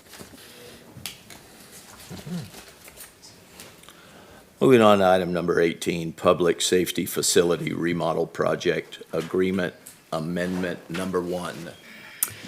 Again, Mayor and council members, this is a request to consider amendment number 1 to the agreement with D.H. Slater and Sons, the contractor currently remodeling our public safety facility. This is for a request for additional costs of change orders as there has been a discovery during demolition process, which we were somewhat aware, but we have discovered more issues and deficiencies in substandard work from the previous contractor that we had contracted with for this remodel project. So as you know, the existing dispatch center or facility was built in 1982. It's been a 24-hour, 7-day-a-week facility that has been operated continuously. So this facility has been in need of updates for many years. And as I said, the previous contractor, as he came in, he performed substandard work. We soon let that contractor go, but the work had gotten so far, things were covered up with drywall. So as we have moved forward with D.H. Slater and Sons, they have, as I said, uncovered many deficiencies and substandard errors within that facility. So what we've run into is an overrun. We're getting close to an overrun with our contingency on this contract. It's a $1.2 million contract. We had a 15% contingency of $187,000. We are reaching that peak. And it was also discussed that because we are now upgrading this facility, we need to not just do a section of it, we need to finish all of the facility for the public safety side. And so what the additional request, in addition to the change orders for the deficiencies discovered, we're requesting flooring and paint to be completed throughout the public safety facility to be consistent with the updates. Abandonment of old low voltage, the speakers, what were those? It's just an old speaker system that's within the ceiling, but there's also Intercom. an intercom There we system go. within the drywall. And so this just adding more money to it. So the other thing that we wanted to do when the roof was being replaced, it's a TPO flat roof. And so the roofer had discovered that the vertical metal siding or roofing was 40 years old and meeting the end of its life as well. So we would like to replace and upgrade that roofing. Also an exterior paint upgrade or update to bring it up to today's standards, and then some landscaping upgrades as well. So it's just going to create a more modern, updated facility all around, and what staff is requesting is an additional $400,000 to make those necessary updates. Do we have any comments from the public on this item? Mr. Mayor, I do not have any public speakers on this item. Councilmember Goodson. Yes, it's my understanding that the 400,000 will come from the Capital Projects Fund. That's correct. RDA monies. How much is in that fund? Currently about 1.5 million. 1.5 million. Thank you. Councilmember Pittman. Thank you. March of '82, we moved into it. I think he said 72, but 82. 82. March of '82. And it was a minor disaster from day one. I mean, roof leaks, all kinds of problems. So I'm surprised that it's only this much in change orders, frankly, because I spent, 30 years in that building. And it's finally good to see it done right. Support this issue all the way through, and hopefully it's going to look a lot nicer than it did. So It's thank already you. looking very Yeah, nice. it's good. I just wanted to make a clarification that it is not the RDA bond funds, it's the regular capital project fund. Right. And the RDA did build 40% of that building. Yeah, back so then. there was 525,000 allocated from the bond funds, and we're way beyond that, Yeah. so. Regular capital project fund. Good. Thank you. Thank you. Looking for a motion to approve the contract amendment number 1 in the amount of $400,000. Councilmember Goodson, did you? Just curious, there's no mention, and it's probably maybe comes from a separate fund, but me personally, I believe we need additional parking.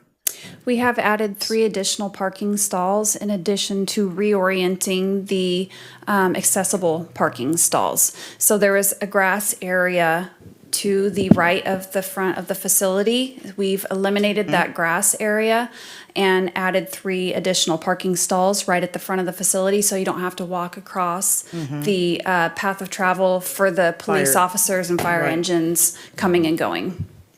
Did you take out the drive-through? The drive. So, Yes, bollards that's- were installed, so nobody will Yes. hopefully drive through the front of the Yes. building again. Many additions. so that space could only accommodate 3, there's nothing on the side where, No, that side encroaches further into the neighboring parcel. okay, got it, thank you. Looking for a motion for a contract amendment number 1 in the amount of $400,000. So moved.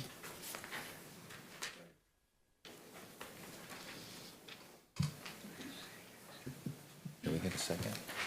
Hadley, second. Hadley. Motion carries with 7 yeses and 0 nos. Okay, moving on to reports, discussions, and correspondence. Council announcements, please. Anyone? Councilmember Hatley?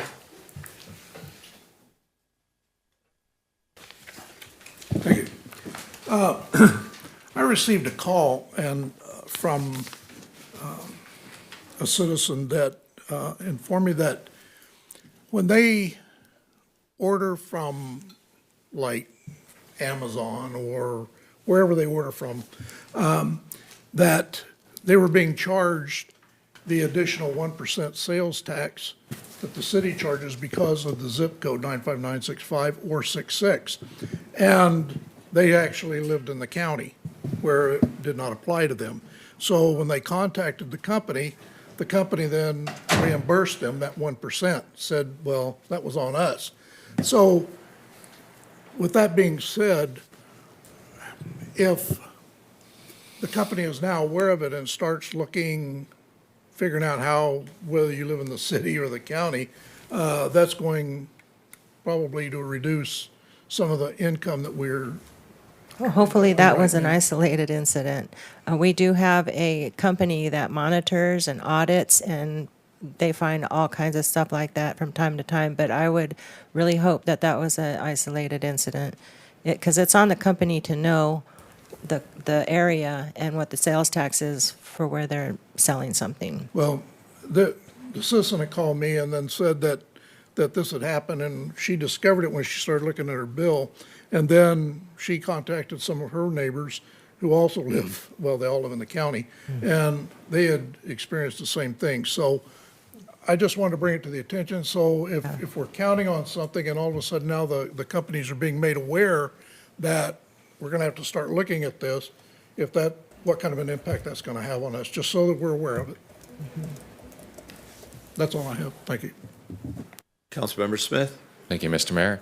Yeah, it was referenced earlier, Feather Fiesta Days, which is bookended April 30th through May 7th. And there are a variety of happenings due to our great service clubs that we have here in our community. And so you can go to visitoroville.com, signature events, and you'll find Feather Fiesta Days listed there. And or, if you're so inclined, you can go to featherfiestadays.org. And then there you can also find the same page.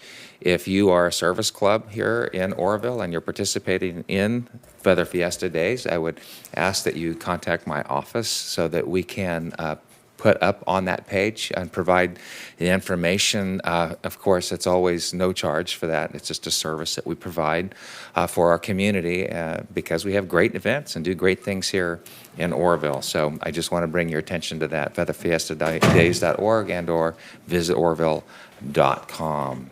Thank you. Councilmember Pittman? Yeah, thank you.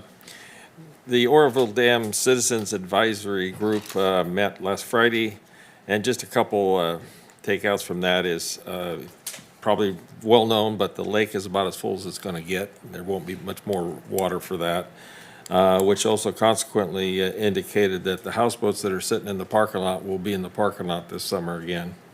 They won't be putting any houseboats back in.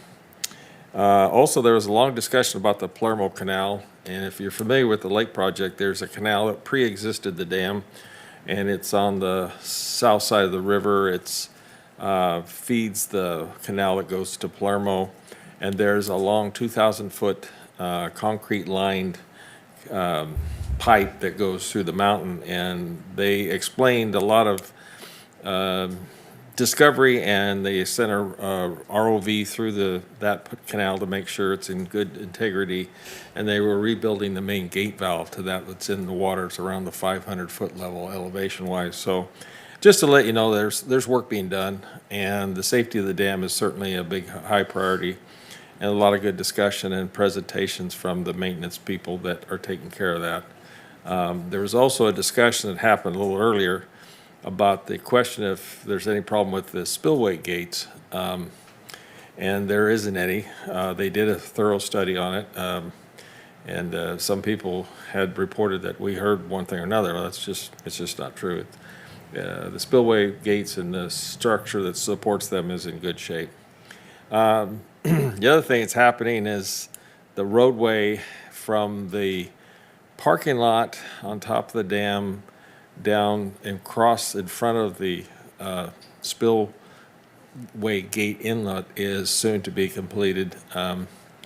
I really can't explain why that road's there, but it's there. And it'll be a different access route to the spillway parking lot and that. So that was about it. The water prediction, of course, wasn't good. And we were all hoping for more rain and more snow. Because that's about as high as she's gonna get this year. That's about it. Okay, anyone else? Mr. Mayor, can someone report out on the Chamber of Commerce dinner? No, but I haven't spoken yet. Was it Thursday or Friday night? Thursday night, sorry. Very, very successful event for the Chamber of Commerce dinner. Had an excellent time. Company was great, food was great. Really highly recommend getting involved in your Chamber of Commerce. We've got an excellent person at the helm there, team actually, and really know how to host an event. It was amazing. Saturday went to the Wildflower Festival. Very well attended. Was very happy with that. So there's a lot of things going on, you know. The town is alive, and I highly recommend getting out there and enjoying yourselves. So we live in a beautiful place. So moving on to future agenda items, is there any from this dais? Mr. Mayor, we do have one public speaker on this item. Bill Spear. Mr. Mayor, City Council, you know, I was wondering how you, someone in the public gets something to be on the agenda. I'm not sure what the process is, one or two different council members, and maybe you can enlighten me on it, but, you know, I'd asked for the oak tree ordinance, mitigation ordinance to be put on agenda because it is doing harm to homeowners who are trying to, just as we're trying to get fire safe for the city, are trying to get their properties fire safe. I've had a few calls, people wanting me to do an arborist report for their, which is required, and I'm not doing it. I don't have time to do an arborist report, and being short in resources of people being able to do the work, and we're in springtime when you can't be doing this work in the summertime when everything's dry and dead, and the ordinance needs to be recalled. It's the staff's has already admitted that they know that there's issues and problems with it. However it takes to get it on the agenda, and have it recalled. Maybe later down the road you can come up with something that'll work. But this ain't working, and I am a certified arborist. I am an expert in the industry, and this is a harmful ordinance that is harming our community as a whole because it's making us less fire safe. You can look at it, but bring it back up and look at it. Let us discuss it. So before it gets into summertime when we can't work on our things, when we can't call our goats in. Number two is the downtown business district. I think it's very important that we get that on calendar. There's obviously issues and problems. Another thing that needs to be recalled, especially since we had a member of our city council being the president on that. It's very important for the city to show transparency. I believe that it's hurting a lot of the people who are paying into that. The city's collecting the money.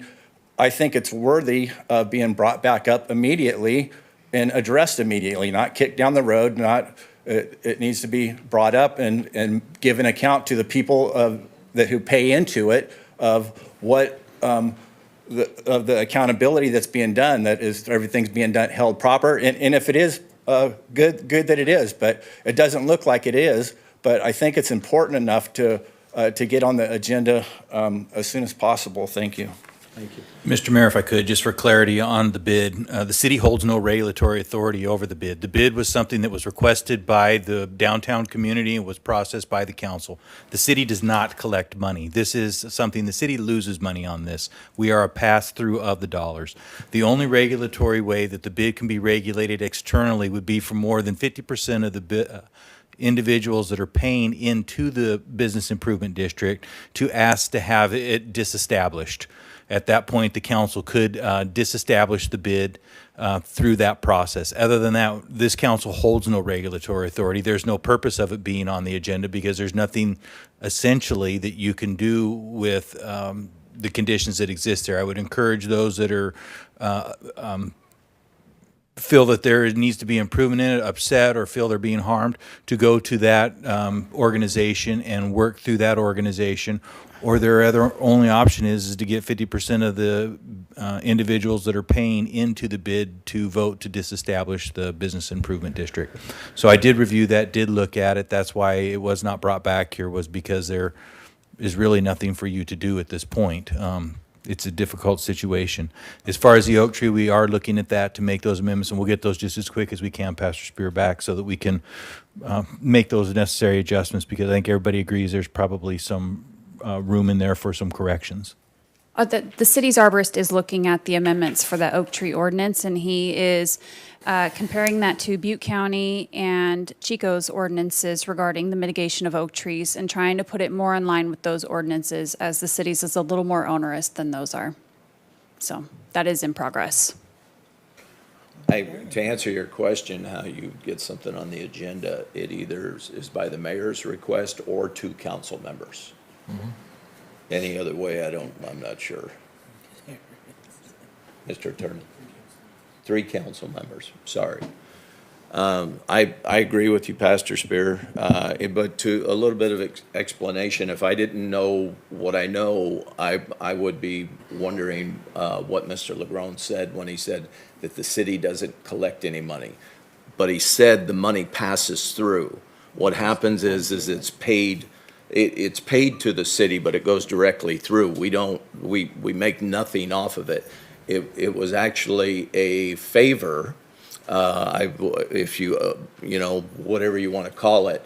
That's why I don't recommend the city getting involved in things or putting their sticker on things, because in my opinion, legally, you've created partnership. So I agree with you, sir. Yeah, if I come in to get I can't get a business license from the city without paying the money for it, and the city should be able to remedy that. No, that's not correct. You can get a business license. We are not going to withhold or restrict or not issue a business license. All we will do is we would collect the money for the business license. We would just show that the bid fees hadn't been paid, and then any enforcement activity to that would go to the bid itself to pursue those fees. But that was one of the things, Pastor Spear, that I did not want us to do is, I'm not about trying to shut down commerce. I mean, I want as many business licenses as we can issued. And Mr. Mayor, I apologize to you. This is why I look stuff up, because we had a long discussion about whether it should be 2 or 3 council members. It's 2. It's 2. It is 2, yeah. It We knew you'd come around. We knew it was 2. Mr. Attorney, the we had older that conversation in private. I certainly wasn't going to publicly. The older I get, the more these recollections start blending in my head, and so anyway, my apologies. Recollections become epiphanies the older you get. Sometimes. Yeah, it's a blessing though, because you're getting old and I'm getting used to it. Councilmember Pittman. Yeah, thank you. We brought this discussion up sometime before in the past, and I think it's now a little more important to bring it up. I had suggested that we have an advisory question added to the upcoming ballot on whether the city should contract out the fire department issues or not. Now that we have since then and brought forth that there's now a $500,000 increase to that contract before we even start the contract, it seems to me important that the taxpayers weigh in on this particular issue and have a voice on that. And in addition to the $500,000 increase that occurred and they advised us of, they are now currently in negotiations, that bargaining unit, for more pay and more salary. So it's very conceivable that before we even start the contract, we're going to have to pay even more. So I think the public should weigh in on this. So I'd like to have an agenda item brought back that would ask that this item be added to the upcoming November election.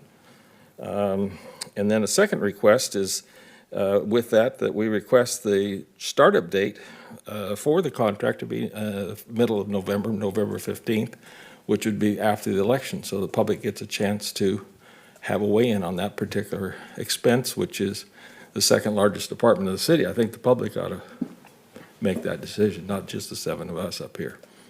Mr. LaGrone, there was a increase, because what had happened was the governor had given $2.5 billion for CalPERS relief to all fire entities to enjoy for 2 years. If we would have entered the agreement 2 years ago, then we would have saved the $500,000 a year. But we have taken so long to get to this point that it has actually cost the city $1 million more. So in your expert capacity, CAL FIRE's price went up because of the discount being removed or completed, the 2 years being completed. Would the cost for the Oroville Fire Department go up as well? CAL FIRE represented that their cost was going up because of the cost of increase in benefits across the board for all of their units, however many they have within their organization. You know, increasing costs right now are a reality of every organization, whether it's CAL FIRE or City of Oroville, whatever, whether it's fuel for your operational budget or it's the cost of your benefits. We suffer those every single year. So every organization, every part of our organization has an increased cost every year, typically surrounded around benefits, which is your medical and your PERS rates. So ours do increase as well. I just want to be clear that no matter who we have an agreement with, the cost is going up. Well, let me correct something here. The timeline for this contract was selected by CAL FIRE. It was not this council. It will be a huge increase in cost to the fire department operation in the city. Flat out. That's just a flat out fact. It's $1.2 million more than we're paying today. So if we want to have that argument and discussion, that's fine, but we should do it for the agenda item upcoming. I would ask for a council member that might add that request to this item. No disrespect intended, Councilman Pittman, and your request is noted, but those numbers are not correct, sir. And we have argued this thing to death, and this council has decided to move forward. Well, I've never seen a justification for your argument. I give it to you time and time again, 1.2 million. Please give me the factual numbers to explain that fact. I will, sir. Thank you. I We've appreciate given that. them to you several times, so. You have never given them to me, sir. I appreciate your emotion on this subject, but It's not emotional. I'm just trying to make the facts be known to the public so they can make an Well, intelligent sir, decision. the public's aware of the numbers that you gave them. And that's why we went from protesters out front to nobody out front, because they got the real numbers. Mr. So, Mayor, what I'm appreciate hearing that. is that the Councilman Pittman has requested it and seconded by Mr. Hatley, or Councilman Hatley, I apologize. You know, I just want to clarify that, Mr. Hatley, that you're seconding or you're supporting both request 1 and request 2? And is it going to be acceptable to the council members that if we combine those into one item instead of having 2 separate items regarding this? That's fine. Thank you, sir. Councilmember Smith. Thank you, Mr. Mayor. Regarding the request by Pastor Spears with the oak tree mitigation, and it may be premature, but I certainly would be one council person who, and it may not be necessary because you're working on it, but just No, sir, it is coming. It just is to weigh something. in on that. Yes, sir. And then additionally, with the Downtown Business Association, they do have a board. They do meet monthly. Currently, they're meeting, I believe, the first Thursday at the Union. And so all the businesses that participate in that A and B zone, part of that bid process are, of course, always welcome to participate in those meetings.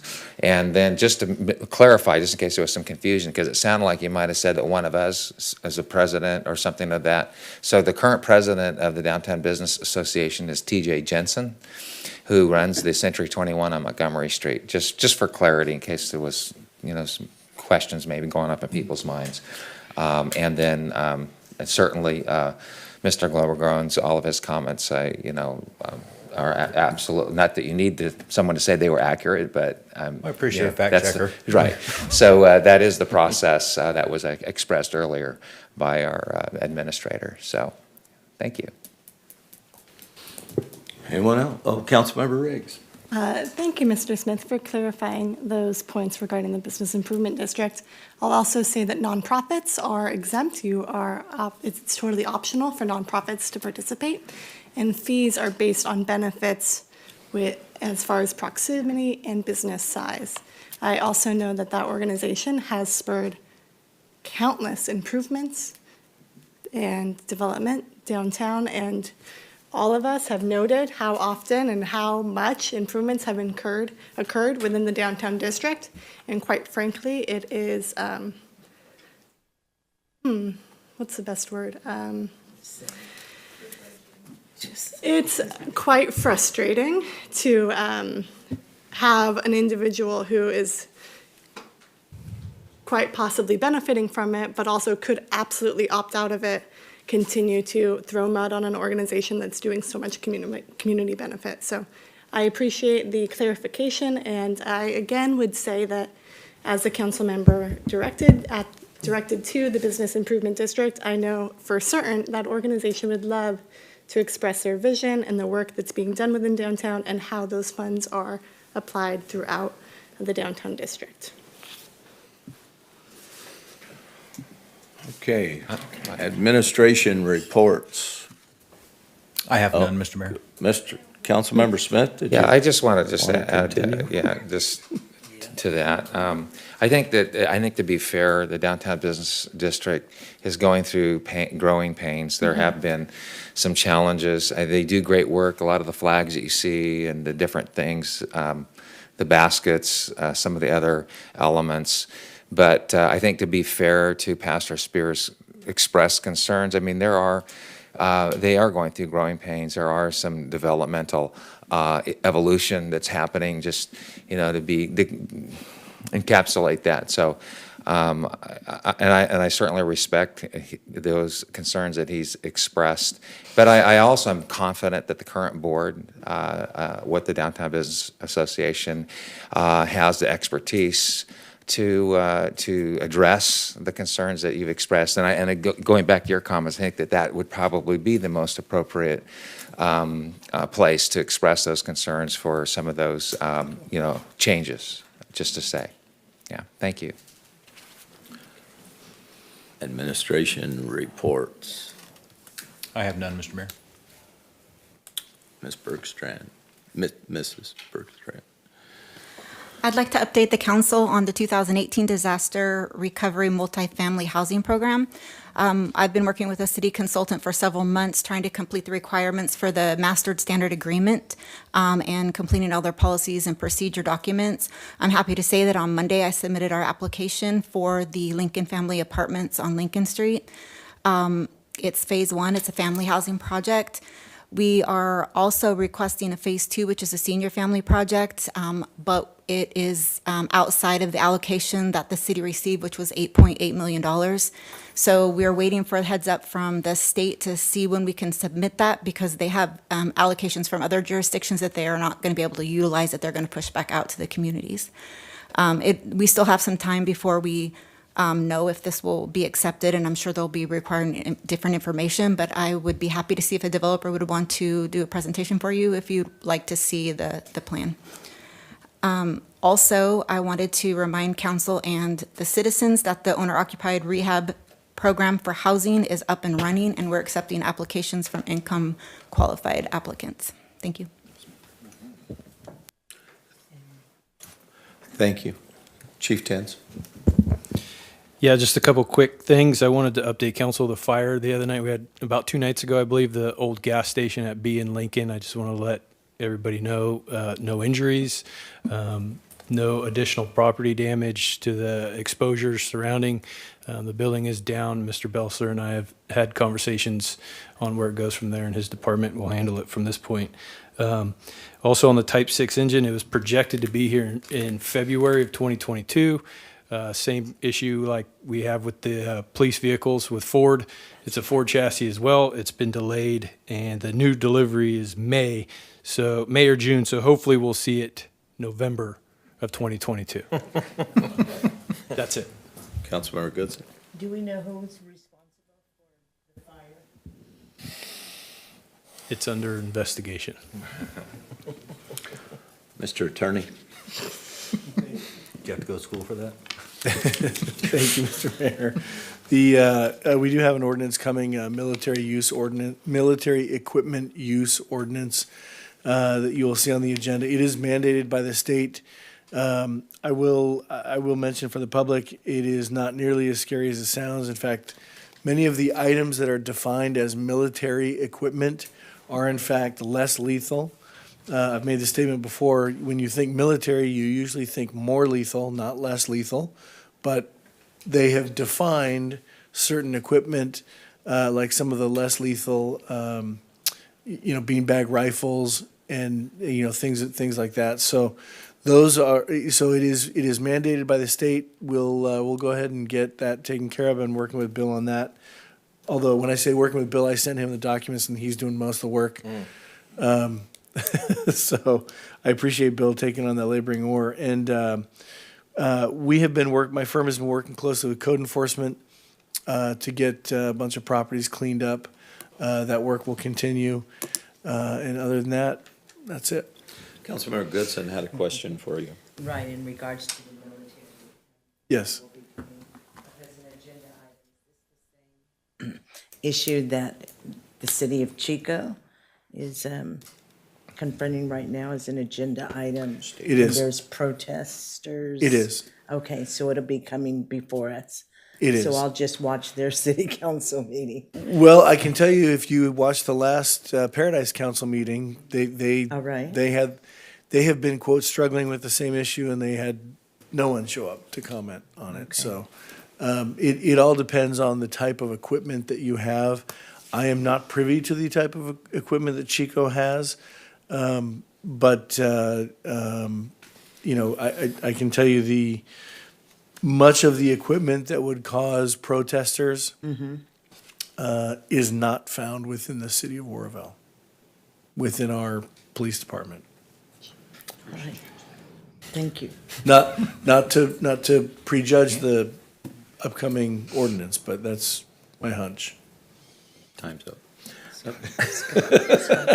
My 3 minutes are up. Mr. Belser. I just want to update the council, let you know that we have 2 new employees coming on at the end of April, and our code enforcement technician staffing will be full.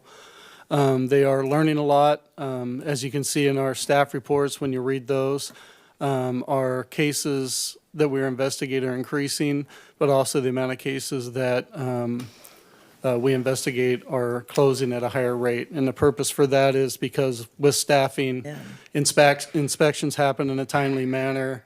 We're getting a lot more compliance out of the public with smaller issues, able to investigate issues before they get out of hand. And working with Mr. Huber's law firm, we are rolling right along. In the future, we plan on coming forward to bring approximately 5 to 6 addresses that will go into, or we're going to request to go into the receivership process. And so we're just continuing to learn and grow. And I'm very proud of my employees. And in the near future, I'm going to bring them here so you guys can see where they are. Awesome. Thank you. Ruth? Just wanted to update the council on all the software we've had on the agendas lately. We are deploying new payroll software, new financial software.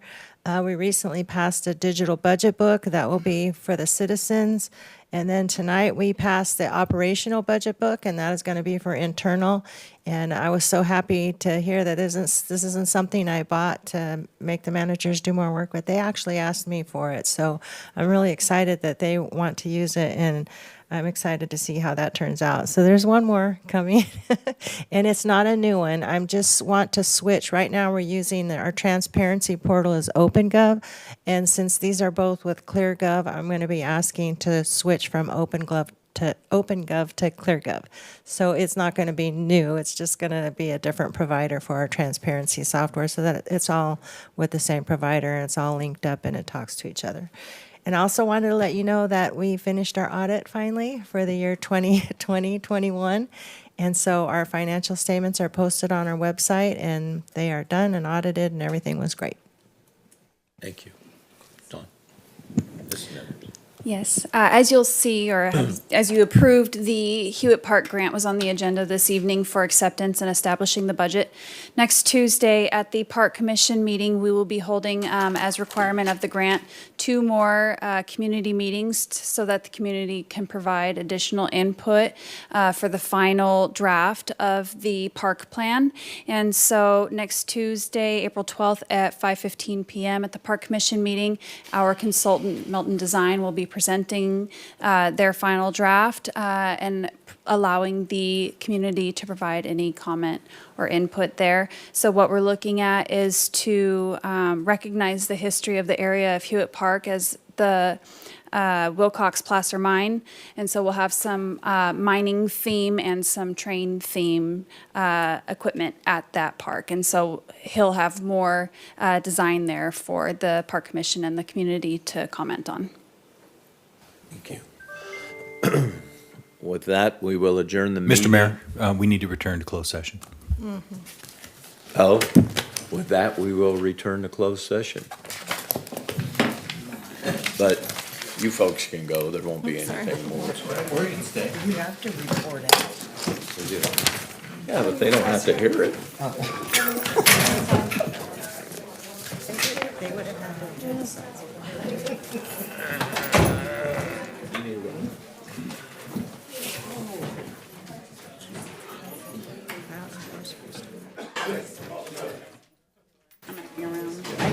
Kinley, I can pick her up at 8 o'clock from gymnastics, so I was just gonna do email her anyways. Where you live? All the above. Bet she does. I got to take her last Saturday. She kept looking at me. But you might. She doesn't.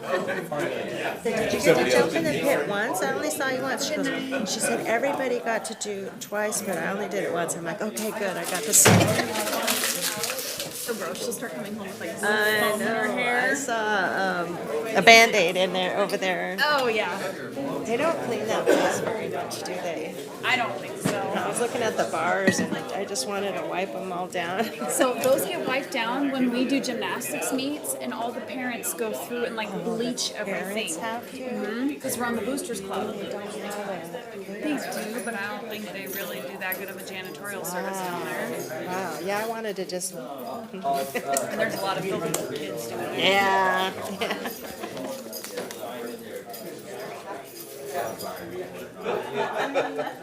Right? Oh, I see.